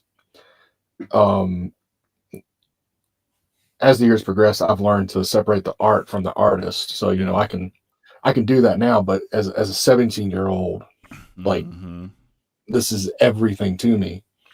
Like, I refused to believe it. And it was a good couple of years that I did not believe what everybody was reporting. Yeah. So, no, that was a bad little time. I remember I was in law school mhm. when that happened, and then very shortly after that, the Eddie Guerrero thing happened. No, Eddie happened in 05.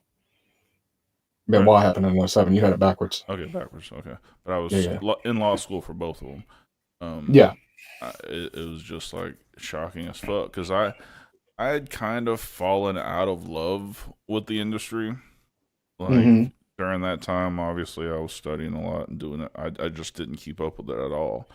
But obviously those are names that you know, because I had loved it all the way my entire life up until a couple years prior to that. And it just kind of fell off. It's just something I just didn't keep up with. Right. But to hear that shit happen, like God, hearing that they all died, him, Nancy, and one of the kids died. Daniel. It was like, how the fuck could that have happened? Right. How the fuck did they get all three of them? And then Yeah, to very quickly hear what the real story was. Yep. And I'm sure they'll say what the real story is here, so I don't have to explain it, but yeah. And just how quickly WWE had to backpedal from the Monday Night Raw tribute show to ECW the next night, basically saying, with everything that we've found out in the last 24 hours, this will be the last time we ever mention Chris Benoit on air on WWE television. I was like, damn. And like that's my first case of anything being blackballed. Oh, food. Thank you, dear. What you got? A DiGiorno frozen pizza. Would you like a homemade chocolate chipless chocolate chip cookie? No. Okay. just the dough. The fuck. My niece is God bless her.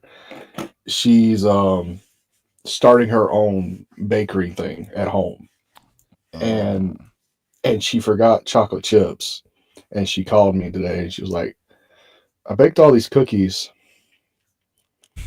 and nobody wants them. Do you want them? So now I'm sitting on 5 dozen chocolate chipless chocolate chip cookies. And she was so nice enough to portion them out for me so I can have 6 a day in these boxes. So I'm set. I'm ready to go. So glad you are. Uncle D will always take a cookie. Cookies are a weakness. They're kryptonite. All right. Yep. There is new information tonight in the death of pro wrestler Chris Benoit.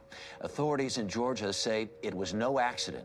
Chris Benoit strangled his wife and smothered their 7-year-old son, and then hanged himself in their home. When the instance with Chris Benoit happened, the murder-suicide, that rocked the very foundation of the WWE. The Benoit tragedy put McMahon and his WWE back under the microscope. Allegations of steroid and drug abuse. Speculation began that roid rage might have been behind what happened that fateful weekend. They were just pinning this whole thing on steroids. All I know is like steroids generally don't make you kill your whole family and do all that kind of stuff. There's no correlation between taking steroids and what happened to Chris Benoit. Human beings are flawed. Chris went nuts. It happens in every form of life, and everything. So that's the only thing I can take away from it.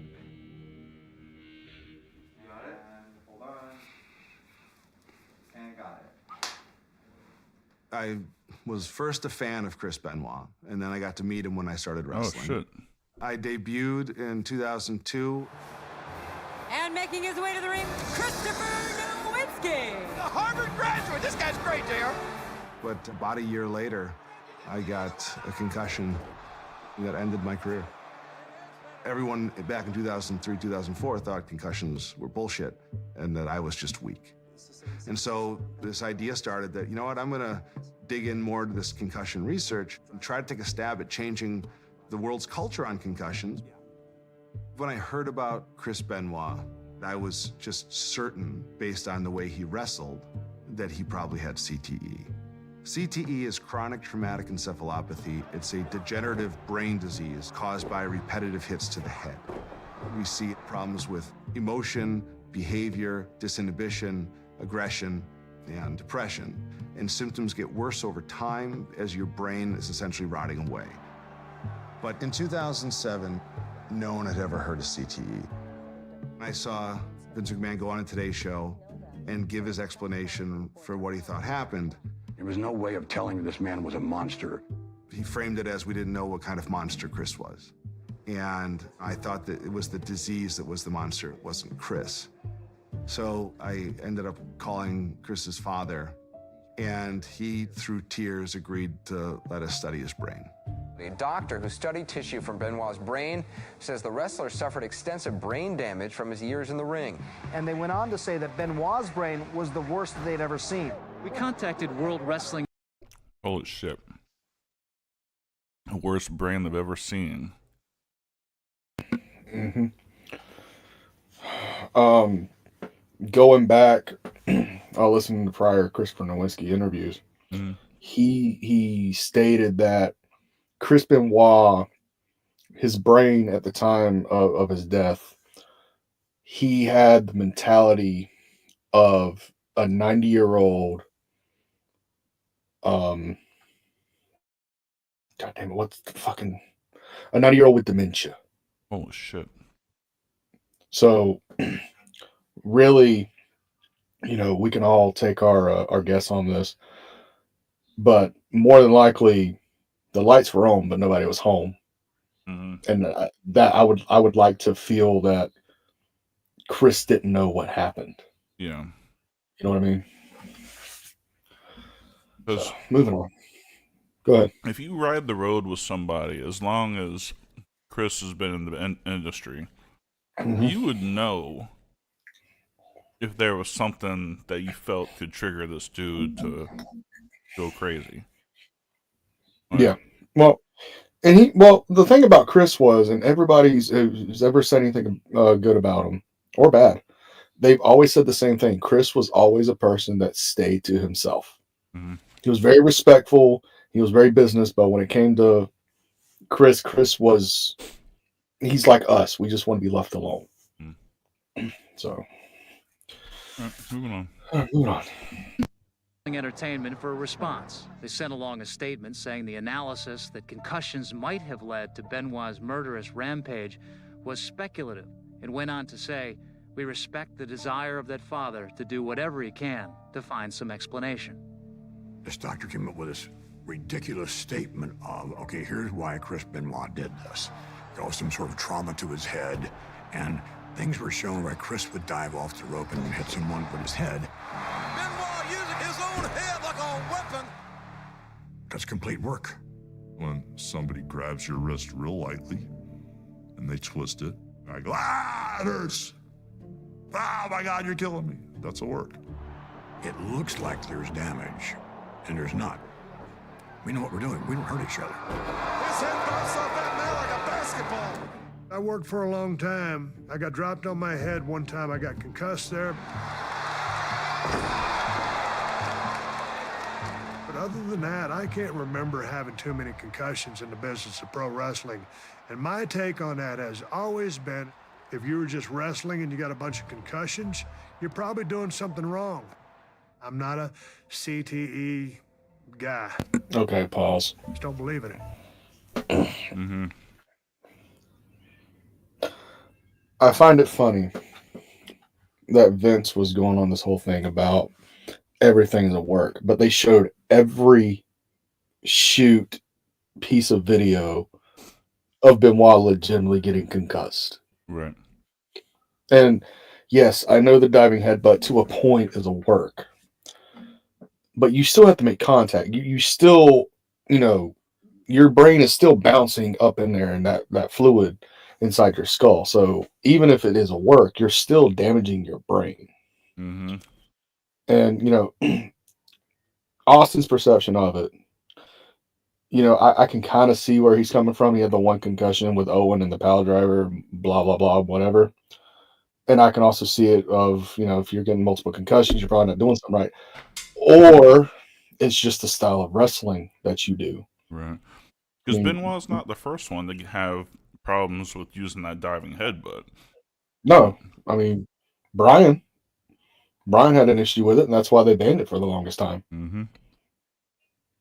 So, anyway, I just wanted to get that little tidbit out, unless you wanted to say something as well. No, I feel kind of not very happy with Stone Cold's response here. But well, again, to he's an each old their guy, own. old school guy. Yeah, well, let's move on.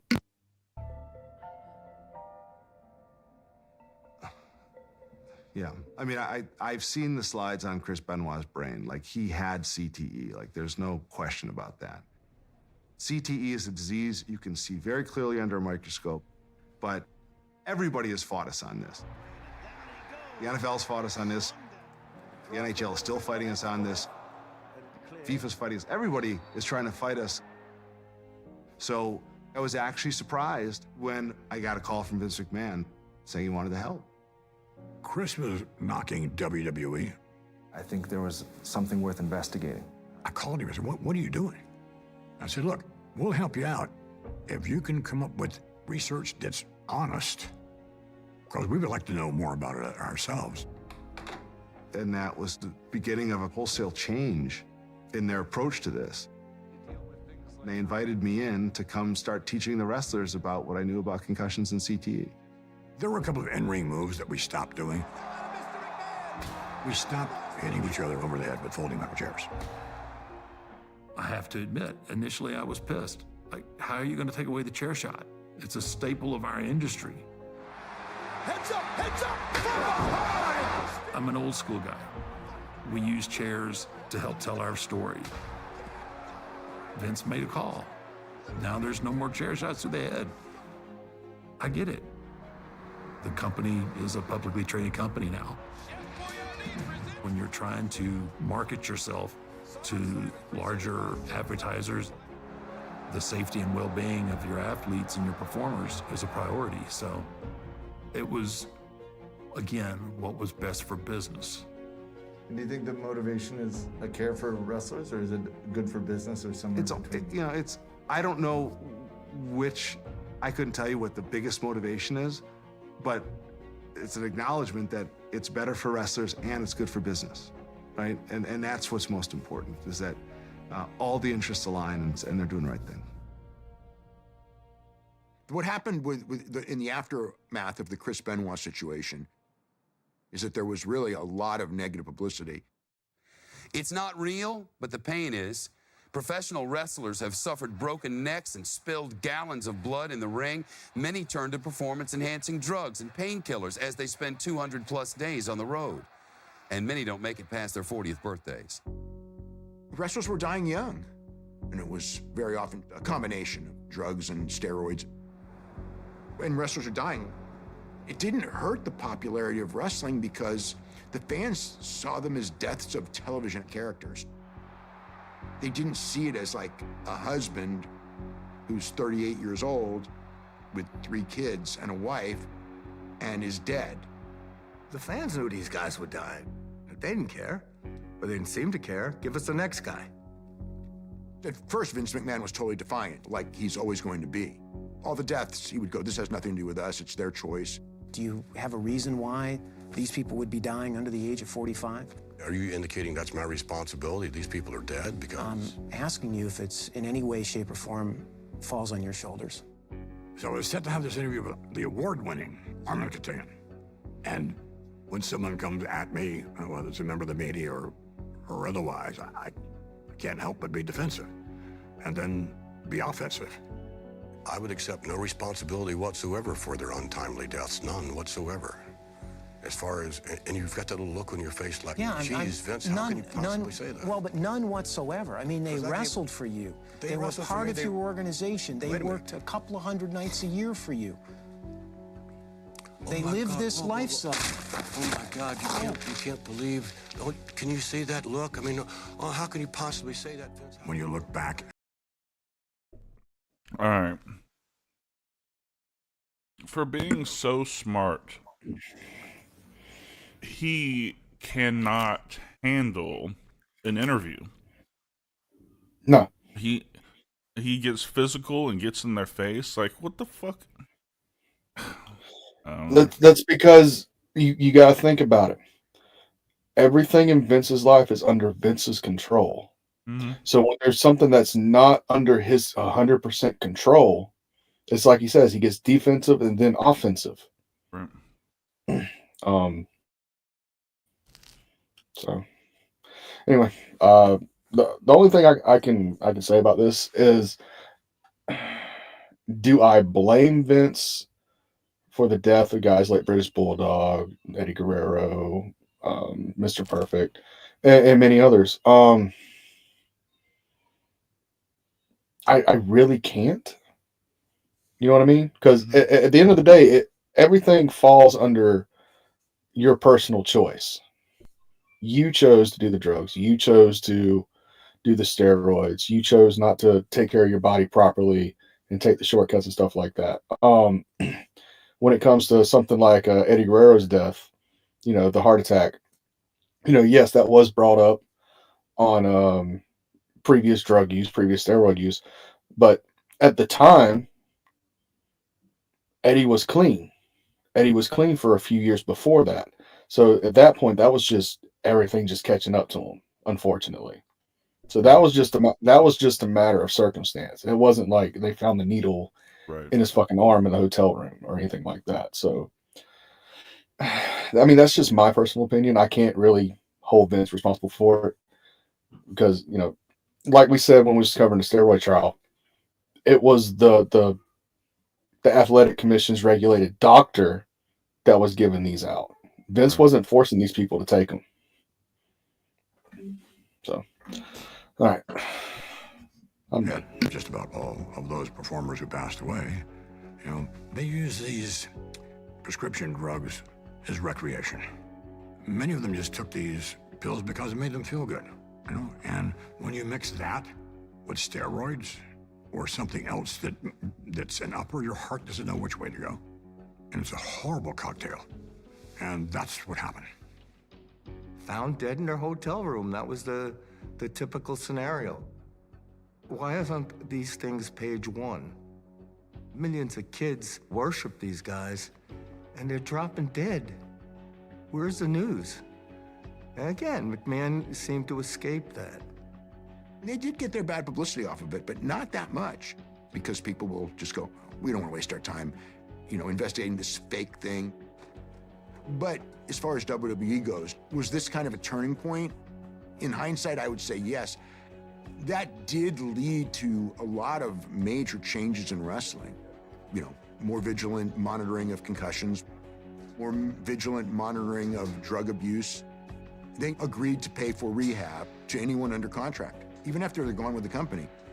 The schedule was reduced. Instead of going 10 days on and 3 days off, it was 4 days on and 3 days off. And it's even better now. The changes have been gigantic.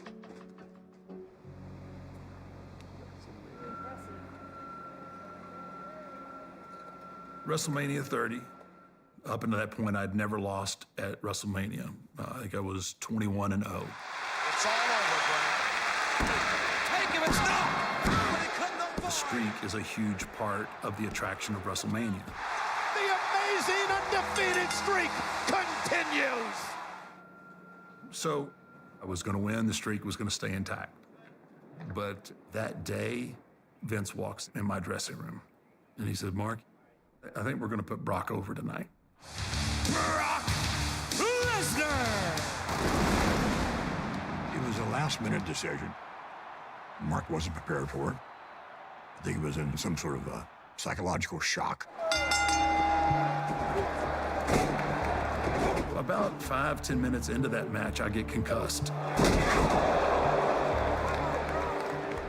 The match went on 25 minutes or so, but I can't, to this day, recall being in that match.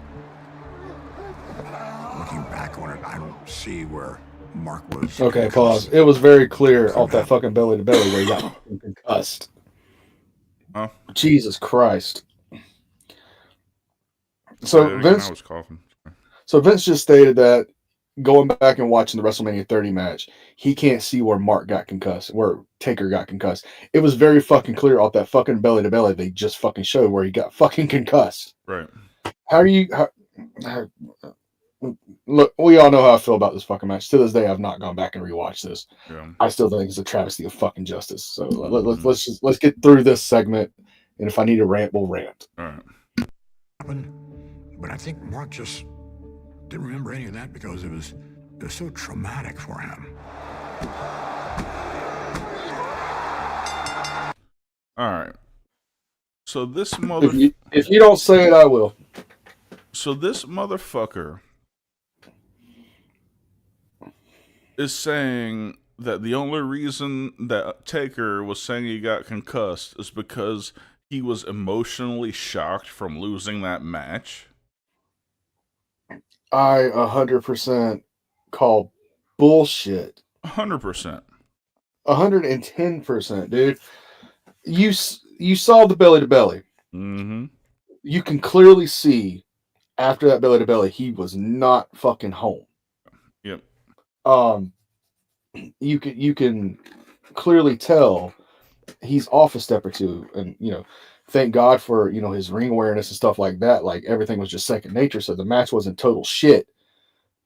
But he said it before. He's an old school guy. He knows how to do business. He will do whatever he needs to for the business to continue. And this was another one of those situations. Taker could have said, "No, I'm not fucking doing it." Yeah. Or he could have said, "Yeah, I'll do it," and then go into business for himself. But he didn't fucking do that because he's a businessman. He knew what the fuck he was doing. And on top of that, all the fucking doctors that said you have a fucking concussion at the hospital where he got transferred to. I mean, I listened to Taker's podcast, 6 Feet Under, which you can listen to on Spotify, Apple iTunes, or whatever you can listen to podcasts on. And they were discussing this, and he made it very clear. He doesn't remember anything from 2 o'clock that afternoon until like 6 a.m. or 7 a.m. the following morning when he finally remembered his name. Yeah, that wasn't psychological shock. That was your fucking brain got fucked up. Yeah. You got rattled, kid. Yeah. All right, let's continue. Yep.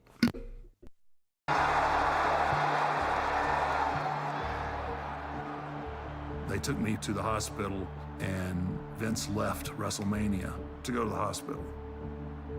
He was there with my wife, consoling her. You cannot hurt The Undertaker!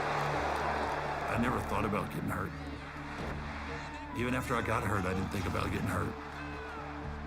Only thing you think about is getting well so you can get back to work. I've had 18 different surgeries. I walk with a limp. I wake up some mornings and can't get out of bed, but there's nothing that I would change. I love it. And if I could still do it, I'd still be doing it. We as, the wrestlers sometimes think we're indestructible. That's just the way it is. It's just part of who we are. But on the other hand, this next generation of wrestlers, I do not want to see them in the same situation as a bunch of the guys that came before them. And from Charlotte, North Carolina, Cody. Look at that baby face, Cody Rhodes. Look at that little green horn. In 2007, they were spinning out of Chris Benoit's terrible tragedy. And out of that, the wellness policy really becomes a huge part of the company. First, we're instituting a new drug policy. Behind the scenes, I came into a very clean WWE. And it was also very clean on air in terms of we're heading towards the TVPG era. What motivated Vince to switch the rating from TV-14 to TVPG was the 50,000-foot perspective of advertisers. the lewd and kind of really out there angles that were going on in the ruthless aggression era weren't going to cut it with sponsors. Okay, here are the stats and things. And Vince is a businessman. He's the chairman of the board. He wants to make the company as much money as possible. Vince was trying to reach bigger, get more families, more kids. We made that turn, and it has paid off. Literally and figuratively, a dividends. The stock shot up eventually, and sponsorship deals became, much more lucrative. But a lot of your Attitude Era ruthless aggression audiences would be like, this is the Muppet Show. In fact, it literally was the Muppet Show. We had the Muppets guest host one time. All those things that led WWE to be your special, secret, guilty pleasure now was being taken away, and, that left a bad taste in people's mouths. I do what's right for each and every one of you from a business perspective. I'm long-term oriented, and you don't even understand what I'm doing. But in time, you will. When the decision was made to go PG, certain fans would complain on social media, but times change, and views change, and you adapt with it. So they toned down. This is a Divas Tag Team match. The timing of the women's evolution coincided with the PG era shift. The portrayal of women in the industry was progressing and maturing. It is the perfect combination of beauty and power. And the capabilities of the women that were coming into the industry were certainly far more athletic than those that preceded them. The women's evolution was really a movement started by our fans. Fans took to social media with the hashtag #GiveDivas a upset over unequal screen time for female wrestlers. Vince was pretty set in his ways by this point, so it was very hard for him to change. I think Vince was not sure, but ultimately Vince is about giving the fans what they want. And when the fans wanted us to do more action in the ring and they liked what they were getting from us, he went with it. Someone that got really behind us was Stephanie. Stephanie saw us doing our thing out there, and she really pushed for the women to take it to another level. Stephanie McMahon had been a television character for a long, long time, but behind the scenes, she became kind of like a public face of the company, chief brand officer, so that was her role. And Paul Levesque, Triple H, was getting more and more influence on the creative side, helping Vince, kind of like number two. And where was Shane at that point? Shane was kind of out, for the most part.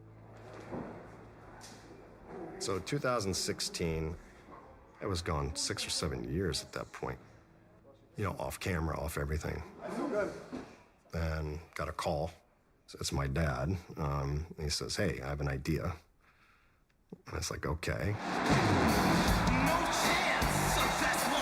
At the time, there was a storyline where my dad was going to give a very big accolade from my grandfather to my sister, who was completely undeserving storyline-wise. No one in the world that deserves this award as much as you. And then all of a sudden, my music hits. Here comes the money. Here we go.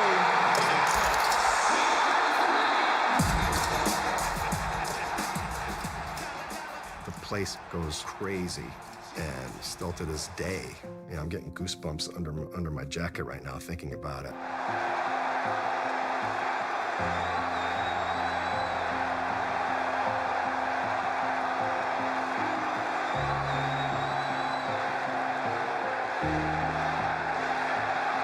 It was so rewarding to have an adulation that long and that loud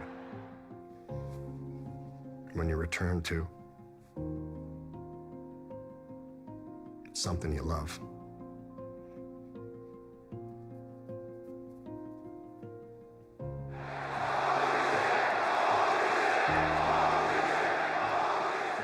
I see my dad looking at me, and then he has pride. I could see it in his eyes. Now I'm getting choked up looking at that. My sister, she's starting to tear up because, again, we're all back together. It was a huge moment. And eventually what came out was something really cool. You and your husband, Triple H, have been really running this company into the ground. I want control of Monday Night Raw. And then that led to my dad making a match. One match, one night, an opponent of my choosing. I'll tell you where and when and who. So, what about it, Shane-O? Huh? Everybody's happy to see Shane-O back. You got your match. You're on. Good, because I have one last opportunity to have a fucking beating, okay? Beating by your face. And the place and the time is gonna be WrestleMania.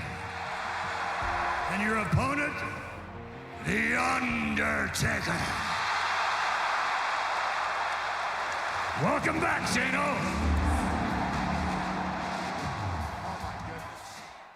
And getting to that moment now of WrestleMania 32. Here comes the money. I've been in the ring in 7 years. And you can imagine walking out in not just a small room, but a stadium with a sea of people. It's euphoric. But the greatest thing was about 10 minutes prior to me going out, my boys were backstage and I was like, you guys want to come out with me? Do me the honor. I want you to come out with me. They're like, what? They're like, are you serious? And look who's out here with Shane-O back. My boys were doing my stuff and they're doing the arm twist. I go, look at these little dudes. And then I have to snap out of this because I'm about to throw her down with one of the best of them ever. The Undertaker's bong hits and the place goes bonkers. And the rest is history. The Undertaker's bong. His dong.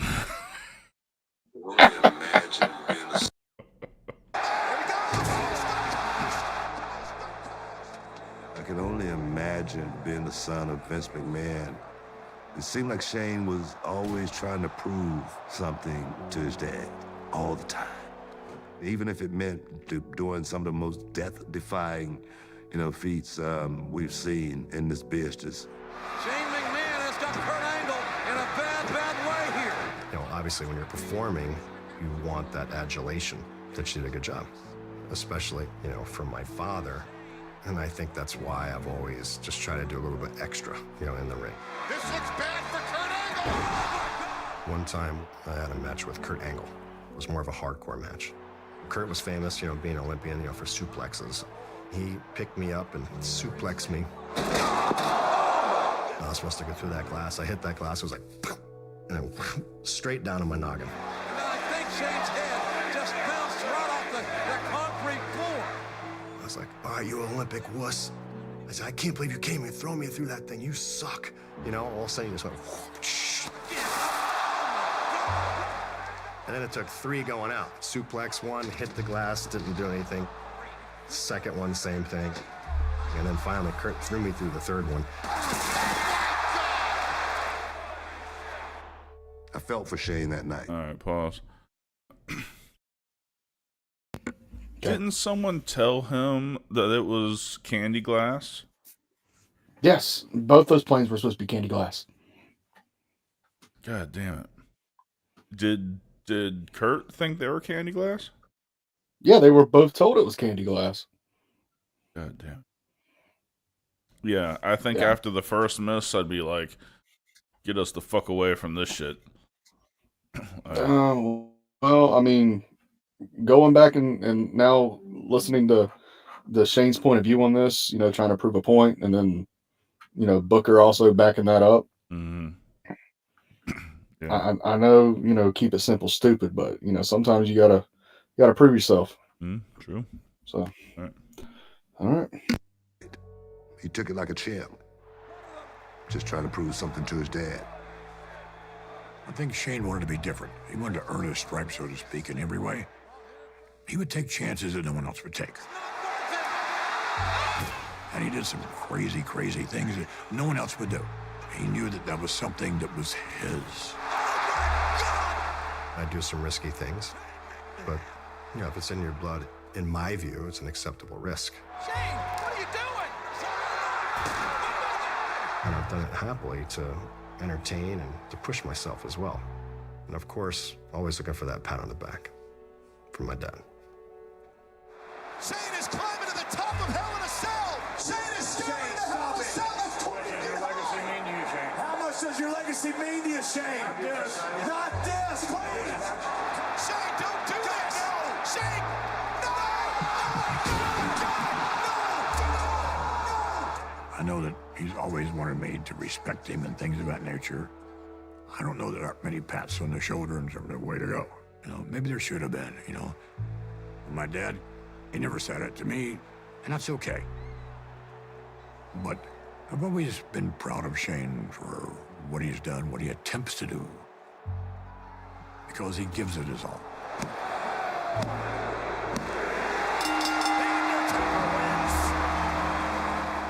I was very proud for Shane of that match.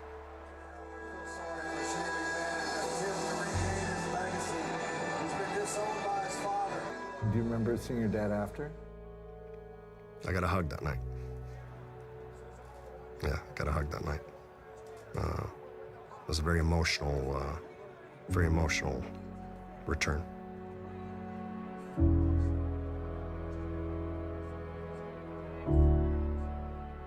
Shane got emotional and said, "That's all I ever wanted was your respect." So that was a very personal moment. I got a pat on the back and a hug. Yeah. Got that one. Those are hard to come by. Very. Had to earn that one. Guess I did. You hear people say this a lot in our business about Vince, like, he was almost like a father to me. We have a family. Not the McMahon family. We have a much broader family. And in terms of a family type thing, I'm the patriarch. He's had the role in my life of a father figure. Our relationship, he was like a father figure to me. I have a fatherly father-son relationship with Vince. I mean, I'd honestly take a bullet for that man.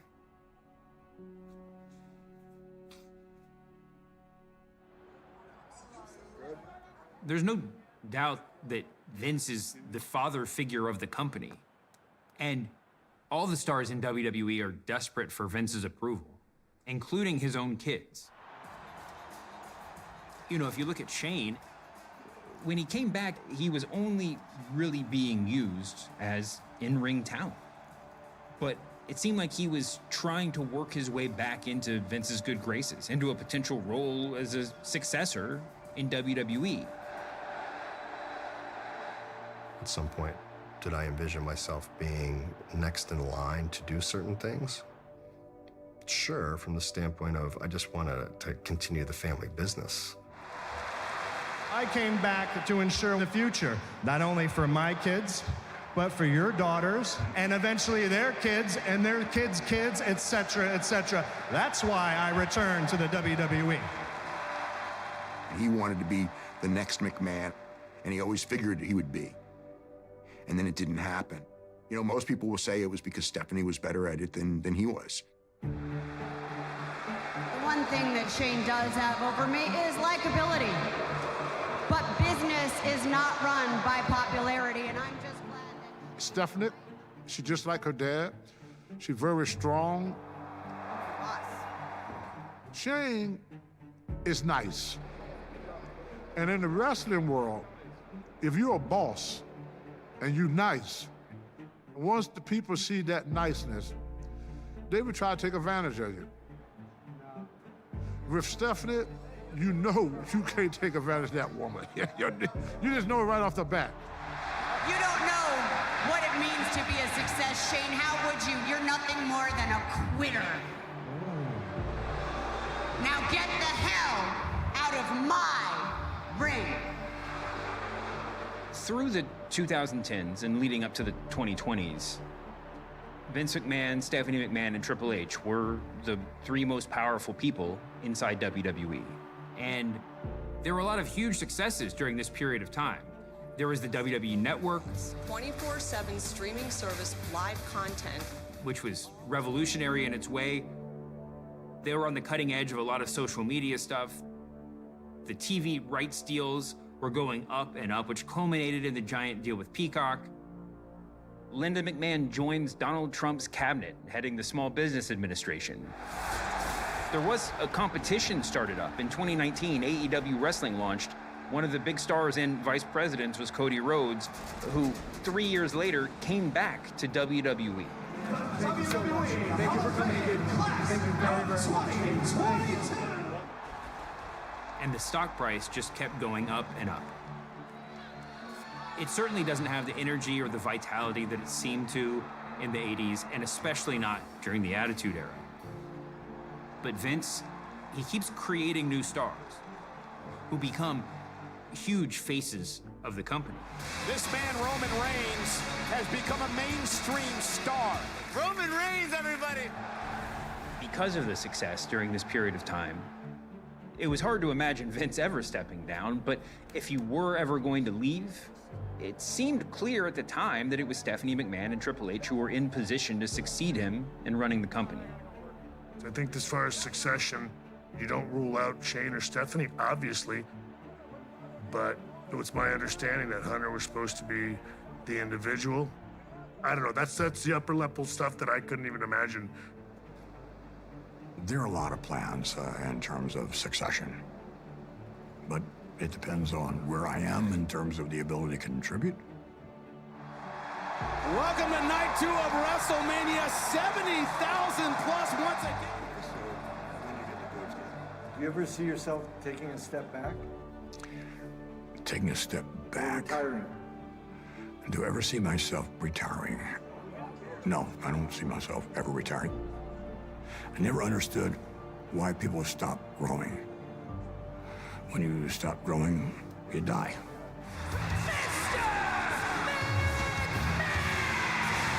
Some people are like, I want to retire one day. What are you gonna do when you retire? I have like no sympathy for people like that. I see it. So, go die. This is ridiculous. Mr. McMahon has entered the ring. Think you'll ever retire? No. No. Vince will never retire.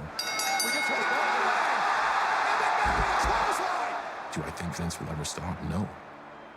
I don't think he'll ever stop because he loves it. It's not work to him. I can't believe McMahon and Austin are toasting at WrestleMania. They finally up. Oh! Way too soon! Mr. McMahon trying to get away, but Austin stuns McMahon. Mr. McMahon trying to get away.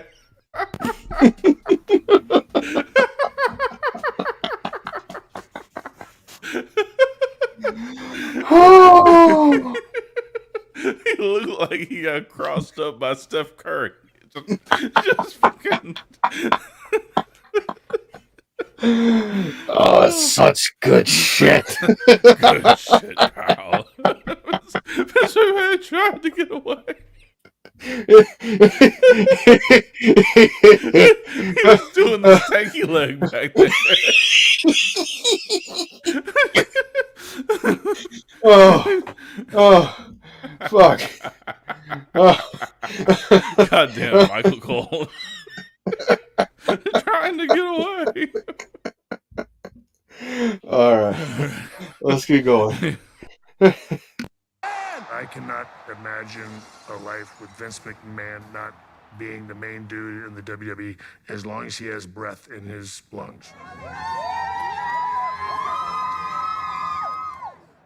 What I think it would take for Vince to retire, a nuclear bomb exploding. Enter nuclear Wrestling bomb. world rocked by the headline hitting today that WWE founder and CEO Vince McMahon is stepping down as chairman and CEO. The Wall Street Journal reporting McMahon paid a former employee who he allegedly had an affair with $3 million to keep her quiet. It started with a tip, and the tip was that the board of WWE had received an anonymous email alleging that Vince McMahon had basically kept quiet an affair with an employee of the company and then covered it up. The Journal reports, according to an email sent to WWE board members, McMahon initially hired the woman at a salary of $100,000, but increased it to $200,000 after beginning a sexual relationship with her. The person who wrote the email portrayed it as a relationship where McMahon was taking advantage of someone and was conducting a consensual affair, but the power was clearly with the guy who was the CEO. How consensual is it when it's your boss? There's always that boss power, especially when it's Vince. The separation agreement prevents the former employee from discussing her relationship with Mr. McMahon or disparaging him in any way. Beyond the NDAs themselves, we encountered this kind of culture of secrecy. Vince McMahon exerts such power, he has such influence over people's careers that people are very reluctant to speak because they were afraid of retaliation. My expectation was Vince was going to just go after those reporters. Because if he had any kind of a defense, he'd have gone after the reporter's credibility, and he never touched them. That shocked me. That is not Vince. McMahon says in part, "I've pledged my complete cooperation to the investigation by the special committee, and I will do everything possible to support the investigation." He is staying in front of the cameras. He's expected to be on SmackDown later on tonight. Jake? Of course he is.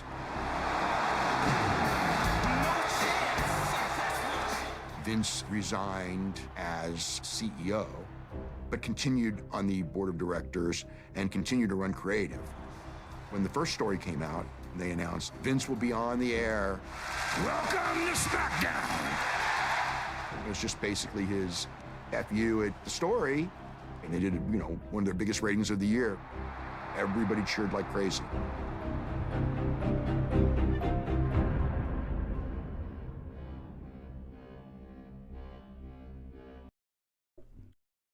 On screen it says, after the allegations became public, Vince McMahon canceled his final interviews for this series. When we published the first article, one of the reactions from some quarters was, well, what did you expect? Vince's public persona, the Mr. McMahon character, was intentionally outrageous. And tied up in all of that was this notion that he was just rapacious and sexually deviant and couldn't control himself. And that was a huge part of the public character. What complicates that is that this was this intentional blurring of fictional and non-fictional. You're hired, Stacy! What we have shown is that some of what was played for laughs as part of the character was not that funny and was, in fact, very, very serious. As we got into the reporting, we found there had been other allegations that surfaced over the years against McMahon. In 2006, there was a woman who worked at a tanning salon, and she alleged that Vince McMahon had shown her naked photos of himself and had groped her. McMahon denies the allegations, and prosecutors decided not to move forward with anything because they didn't think that there was enough independent evidence. What are you doing? When the tanning salon thing came, weeks later, Vince created a storyline where somebody's just absolutely making up all of these things. Help me! Mickey, what are you doing? No! What are you doing? Stop touching me! The reporting built on itself. After that first story, the more sort of we reported, the more started coming in. 3 weeks ago, Vince McMahon stepped down as WWE CEO following allegations of sexual misconduct. It turns out now there's a lot more to the story. Vince McMahon reportedly agreeing to pay $12 million to 4 different women over a 16-year period, according to the Wall Street Journal. The deals were made to suppress allegations of sexual misconduct.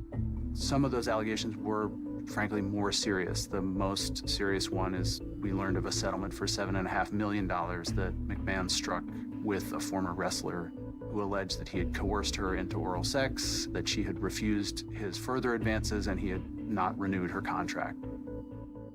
Vince was always the guy who you always figured would survive, everything. Who do you think that was? I'm not sure. Dude, that particular point in time, I'm not very clear on the terminations and who got released, so I'd have to do some research. Yeah.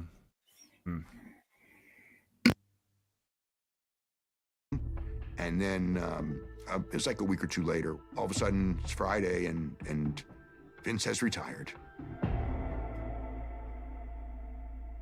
They made the announcement on a Friday because to the end, they thought that it would build ratings for Friday night. So they do it Friday afternoon. So Stephanie McMahon opens the show. Earlier tonight, my father, Vince McMahon, retired from WWE. So she finishes her short speech of devoted his life, did this and that, and then let's go. Thank you, Vince. And she's cheering everyone. Thank you, Vince. Thank you, Vince. Thank you, Vince. Thank you, Vince. It was exactly what I expected. But it was kind of a shock and weird and surreal only because for 40 years, Vince had been running that company. And all of a sudden in one day, it's all changed. The reaction in the locker room was uncertainty for sure, but real chaos in a sense that what does WWE look like without Vince? As far as what I originally thought would happen if Vince was gone, I thought that Stephanie would be the face of the company, and I thought Paul Levesque would be running the creative end. And that's essentially what happened.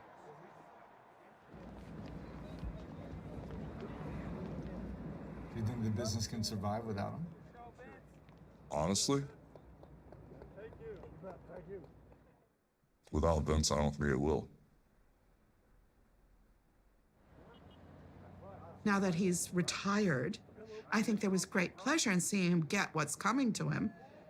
But 5 minutes later, do we care? I don't know how much. I think we'd be more interested to see him come back. I think we'd be much more entertained by that. Because nobody does evil like Vince McMahon. He still generates heat. And heat is what sells tickets. Do you see Vince coming back? Because it's wrestling and everything, I would say yes. Big changes at the Stamford-based World Wrestling Entertainment. The majority owner, Vince McMahon, has returned to WWE as executive chairman. Meantime, Vince McMahon's daughter, Stephanie McMahon, has resigned as co-CEO of WWE. Many on Wall Street expect McMahon to try to sell the $6 billion company at some point. What was your reaction when Vince returned? Wow, that, I mean, it was weird.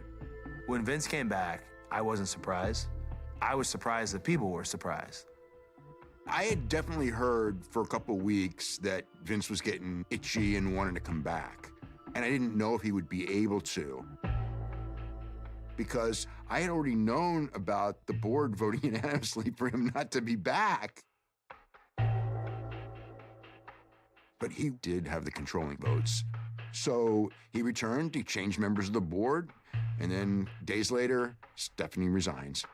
Stephanie McMahon making a statement via Twitter. WWE is in such a strong position that I have decided to return to my leave and take it one step further with my official resignation.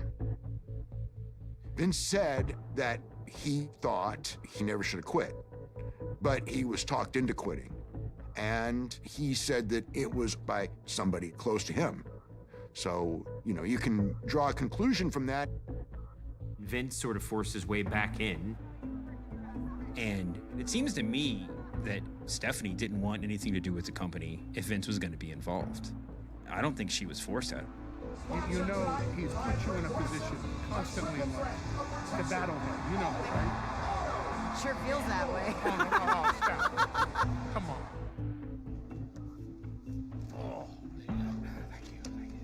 I have absolutely no idea what happened with Stephanie leaving the company. And than Dave Meltzer or Shoemaker or whoever else wants to make up their lies and their assumptions. They don't know.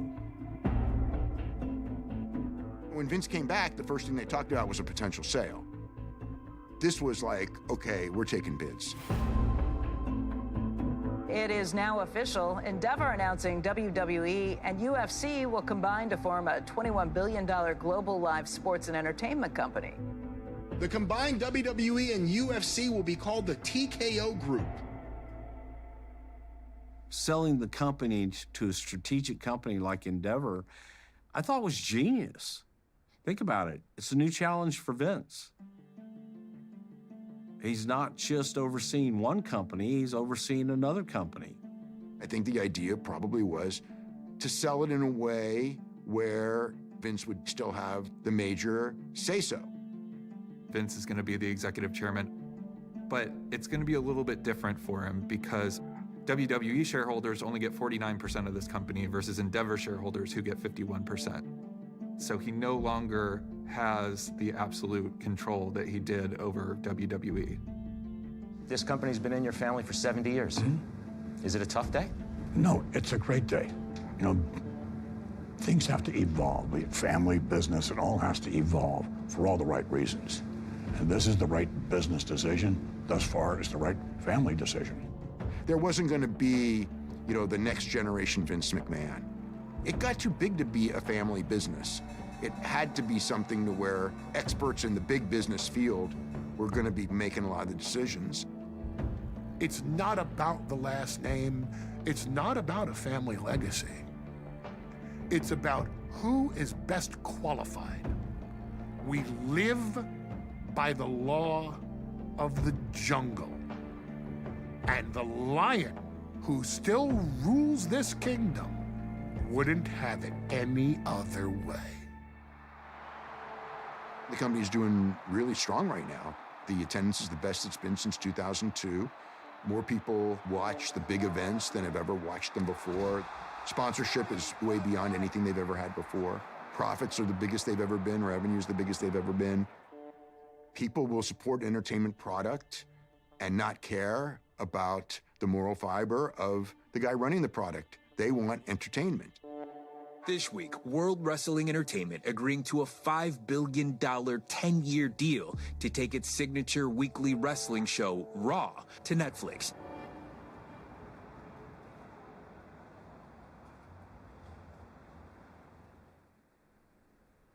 You saw some episodes of this show? Yeah, Thoughts? thought they sucked. I didn't think it was balanced at all. I thought it was a gotcha piece. I thought it was portrayed as a gotcha piece.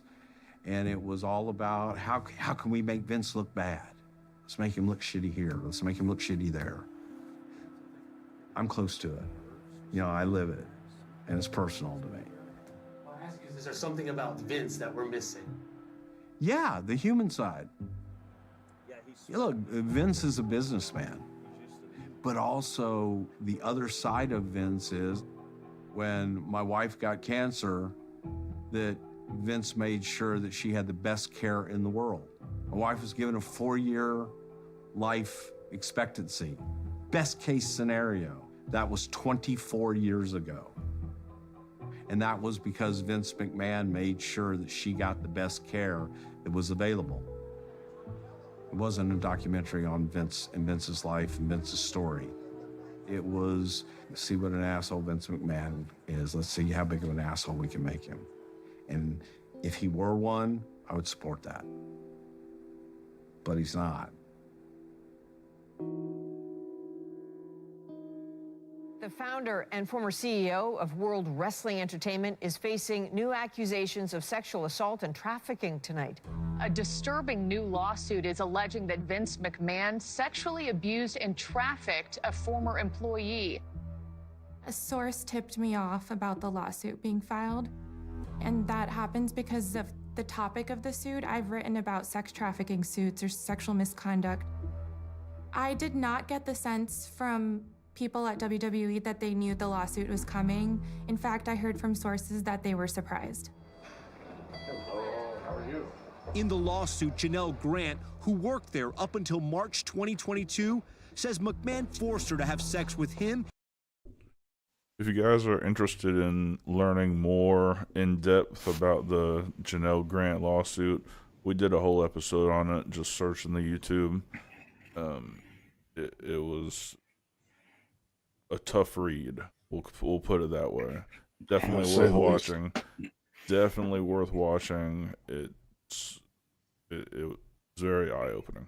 So yeah. All right. And other men at the WWE headquarters in return for job security. Janelle Grant was the woman who we first reported on back in 2022. And what Grant says in this lawsuit is that it was not a consensual affair. The lawsuit paints a picture of sexual abuse, sexual misconduct. She says she was sexually assaulted, that she was lured there on the promise of career advancement, and then eventually exploited sexually and then trafficked to other men by Vince McMahon. When that lawsuit came out, honestly, I didn't think that there was anything that could be in there that would shock me, and I was floored. I mean, just absolutely stunned. Grant's claims include sexual acts involving defecation, restraint. Grant alleges that he assaulted her with sex toys named after male wrestlers.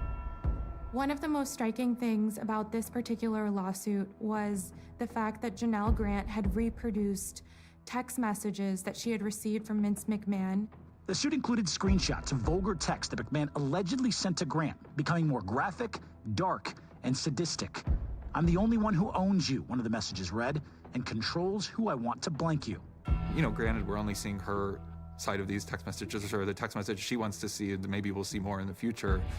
But it just gave such a window into this relationship that you often don't see, especially in relationships with this power imbalance.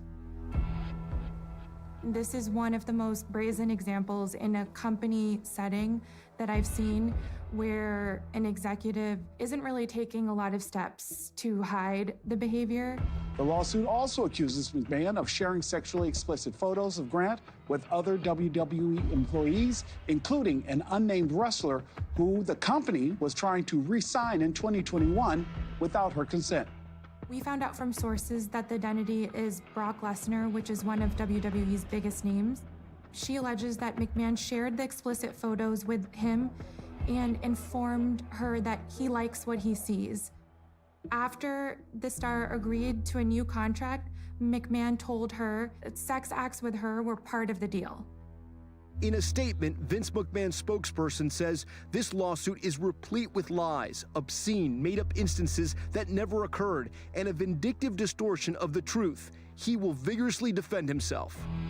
WWE's parent company, TKO Group, says it's taking these allegations seriously and addressing the matter internally.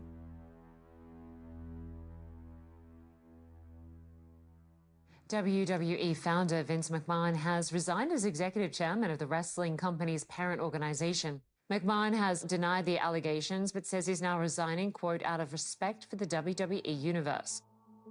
The fact that he resigns the day after the lawsuit is filed suggests that things have changed. He's in a new company. He no longer has the same control. And if, someone asks him to leave, he's got to leave. At that point, Vince was fully pushed out of any role in TKO or WWE.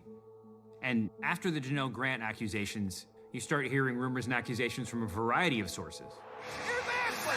Well, here she comes. In 2016, Ashley Massaro claimed that she had been raped during a WWE tour of Kuwait by a man posing as a military doctor. She accused WWE of not responding seriously to her allegations when she told them. She says that Vince McMahon knew about it and that WWE functionally covered it up to protect the business. WWE put out a statement completely denying these claims, and they basically said that they were never informed that this had taken place, and if they had been, they would have reported it. A decade later, in 2019, Massaro was found dead in an apparent suicide. After the Janelle Grant allegations, Ashley Massaro's attorney released a previously unreleased statement from Massaro that claimed that Vince McMahon made sexual advances on her, that Vince was well known for this sort of thing. Massaro said she rejected him, but from her point of view, Vince responded by writing stories whose sole purpose was to just embarrass her. You gonna cry now? Vince, don't do this! No, Vince, You're gonna cry! You're gonna cry! You're suspended indefinitely!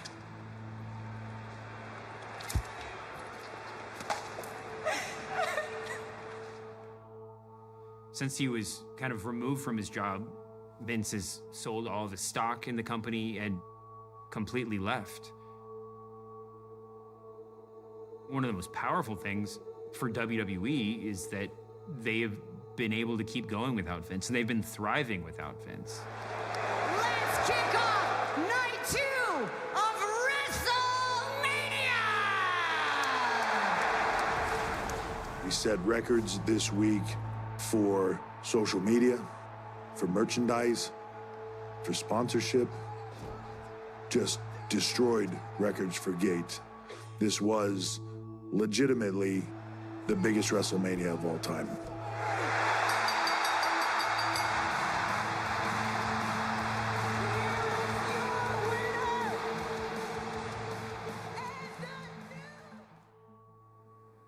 Last question. What do you think Vince's legacy will be? Vince's legacy, my goodness, he is, his legacy is just,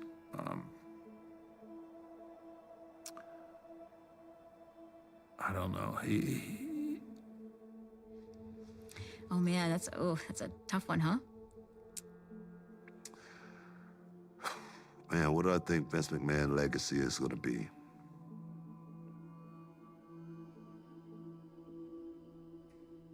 Man, it's a good question. Ooh, I think I might be the wrong guy to ask that question. What do you think Vince's legacy will be? The greatest promoter of all time. He earned that. Even though there's things about him that I don't like or respect, you can't take that from him. If you want a real view of Vince McMahon and pro wrestling, there's a lot of positive and there's a lot of negative.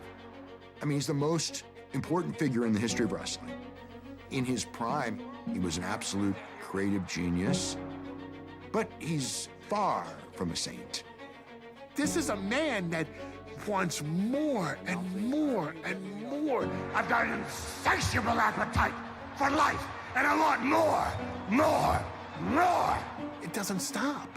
And that's how you build something from $1 million to $1 billion to $10 billion. Here we go. Pro wrestling for all these years painted life in this very simple way.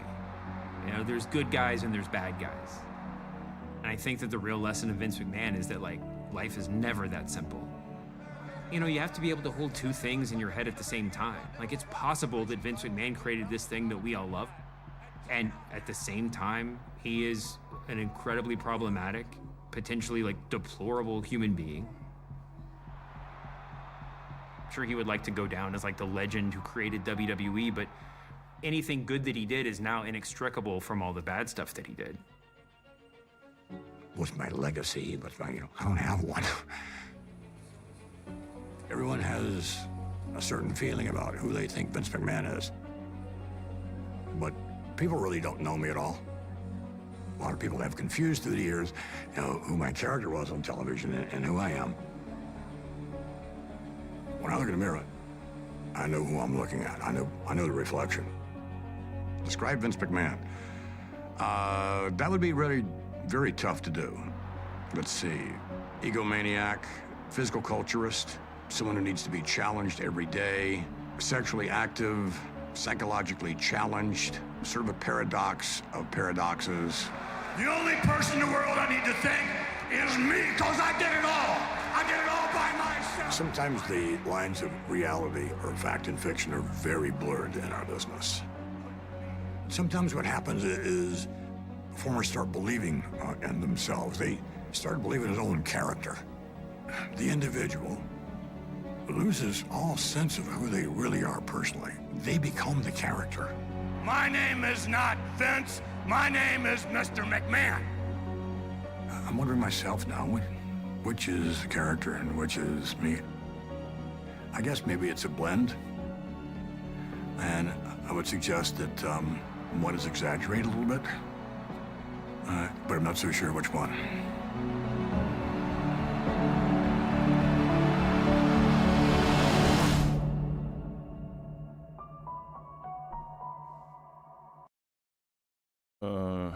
On the screen, Vince McMahon is currently under federal criminal investigation related to the allegation of sexual misconduct and trafficking.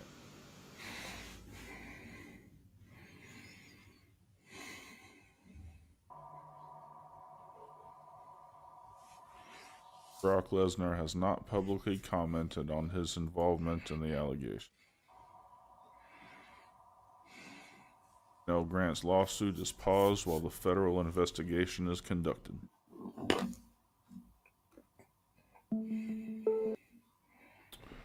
All right. So what'd you think of that, man? I'm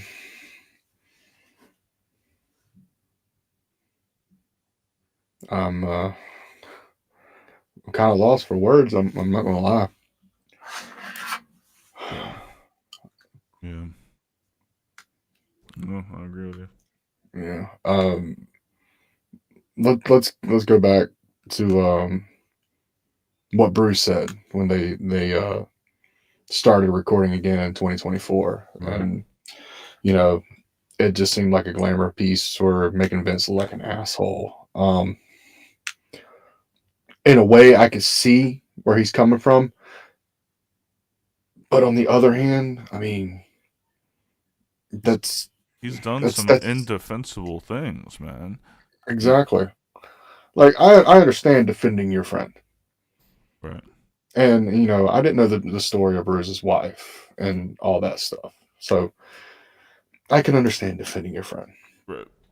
But how much of an asshole do you look like recording this the day of the Netflix deal? The following day, the Janelle Grant lawsuit comes up, and then the following day after that, Vince is completely pushed out. Like, it doesn't matter what he did for you and your family at that point. He's a fucking monster. Mm-hmm. But I think Tony said it best when they were asking what you think Vince's legacy will be. And I have to agree with everything he just said. He will forever be the world's best promoter. Yeah. Whether you like him or you hate him, objectively, he put asses in seats for 40 fucking years. Yes. E.T. Barnum's got nothing on Vince McMahon. No, there'll never be another Vince McMahon. Thank God on certain things, and you know, unfortunate for others. I'm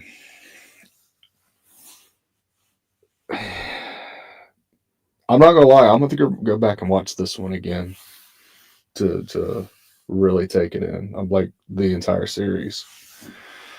There's a lot of things I learned, both good and bad, of not just the wrestling world, but of Vince, you know, personally and from his business. That some of it's a hard pill to swallow. Yeah. You know what I mean? Because like, you know how Taker and Cena and Booker and all them were saying like it was like a father figure kind of thing. You know, up until the last few years, I was almost like that favorite uncle. You know what I mean? Like, at least for me. And then finding all this shit out, like you have to like reassess everything that you basically thought about your entire life. Mm-hmm. This was more difficult to watch than I thought it was going to be. But I'm glad I did. I'm glad a lot of things came to light. I'm glad that a lot of this information is now made public for us to come to our own conclusions on, good, bad, or the other. I agree. Yeah.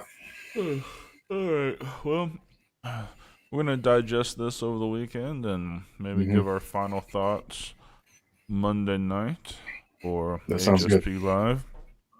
That sounds good. So yeah, I appreciate you guys hanging out with us. A few of you made it. I appreciate that.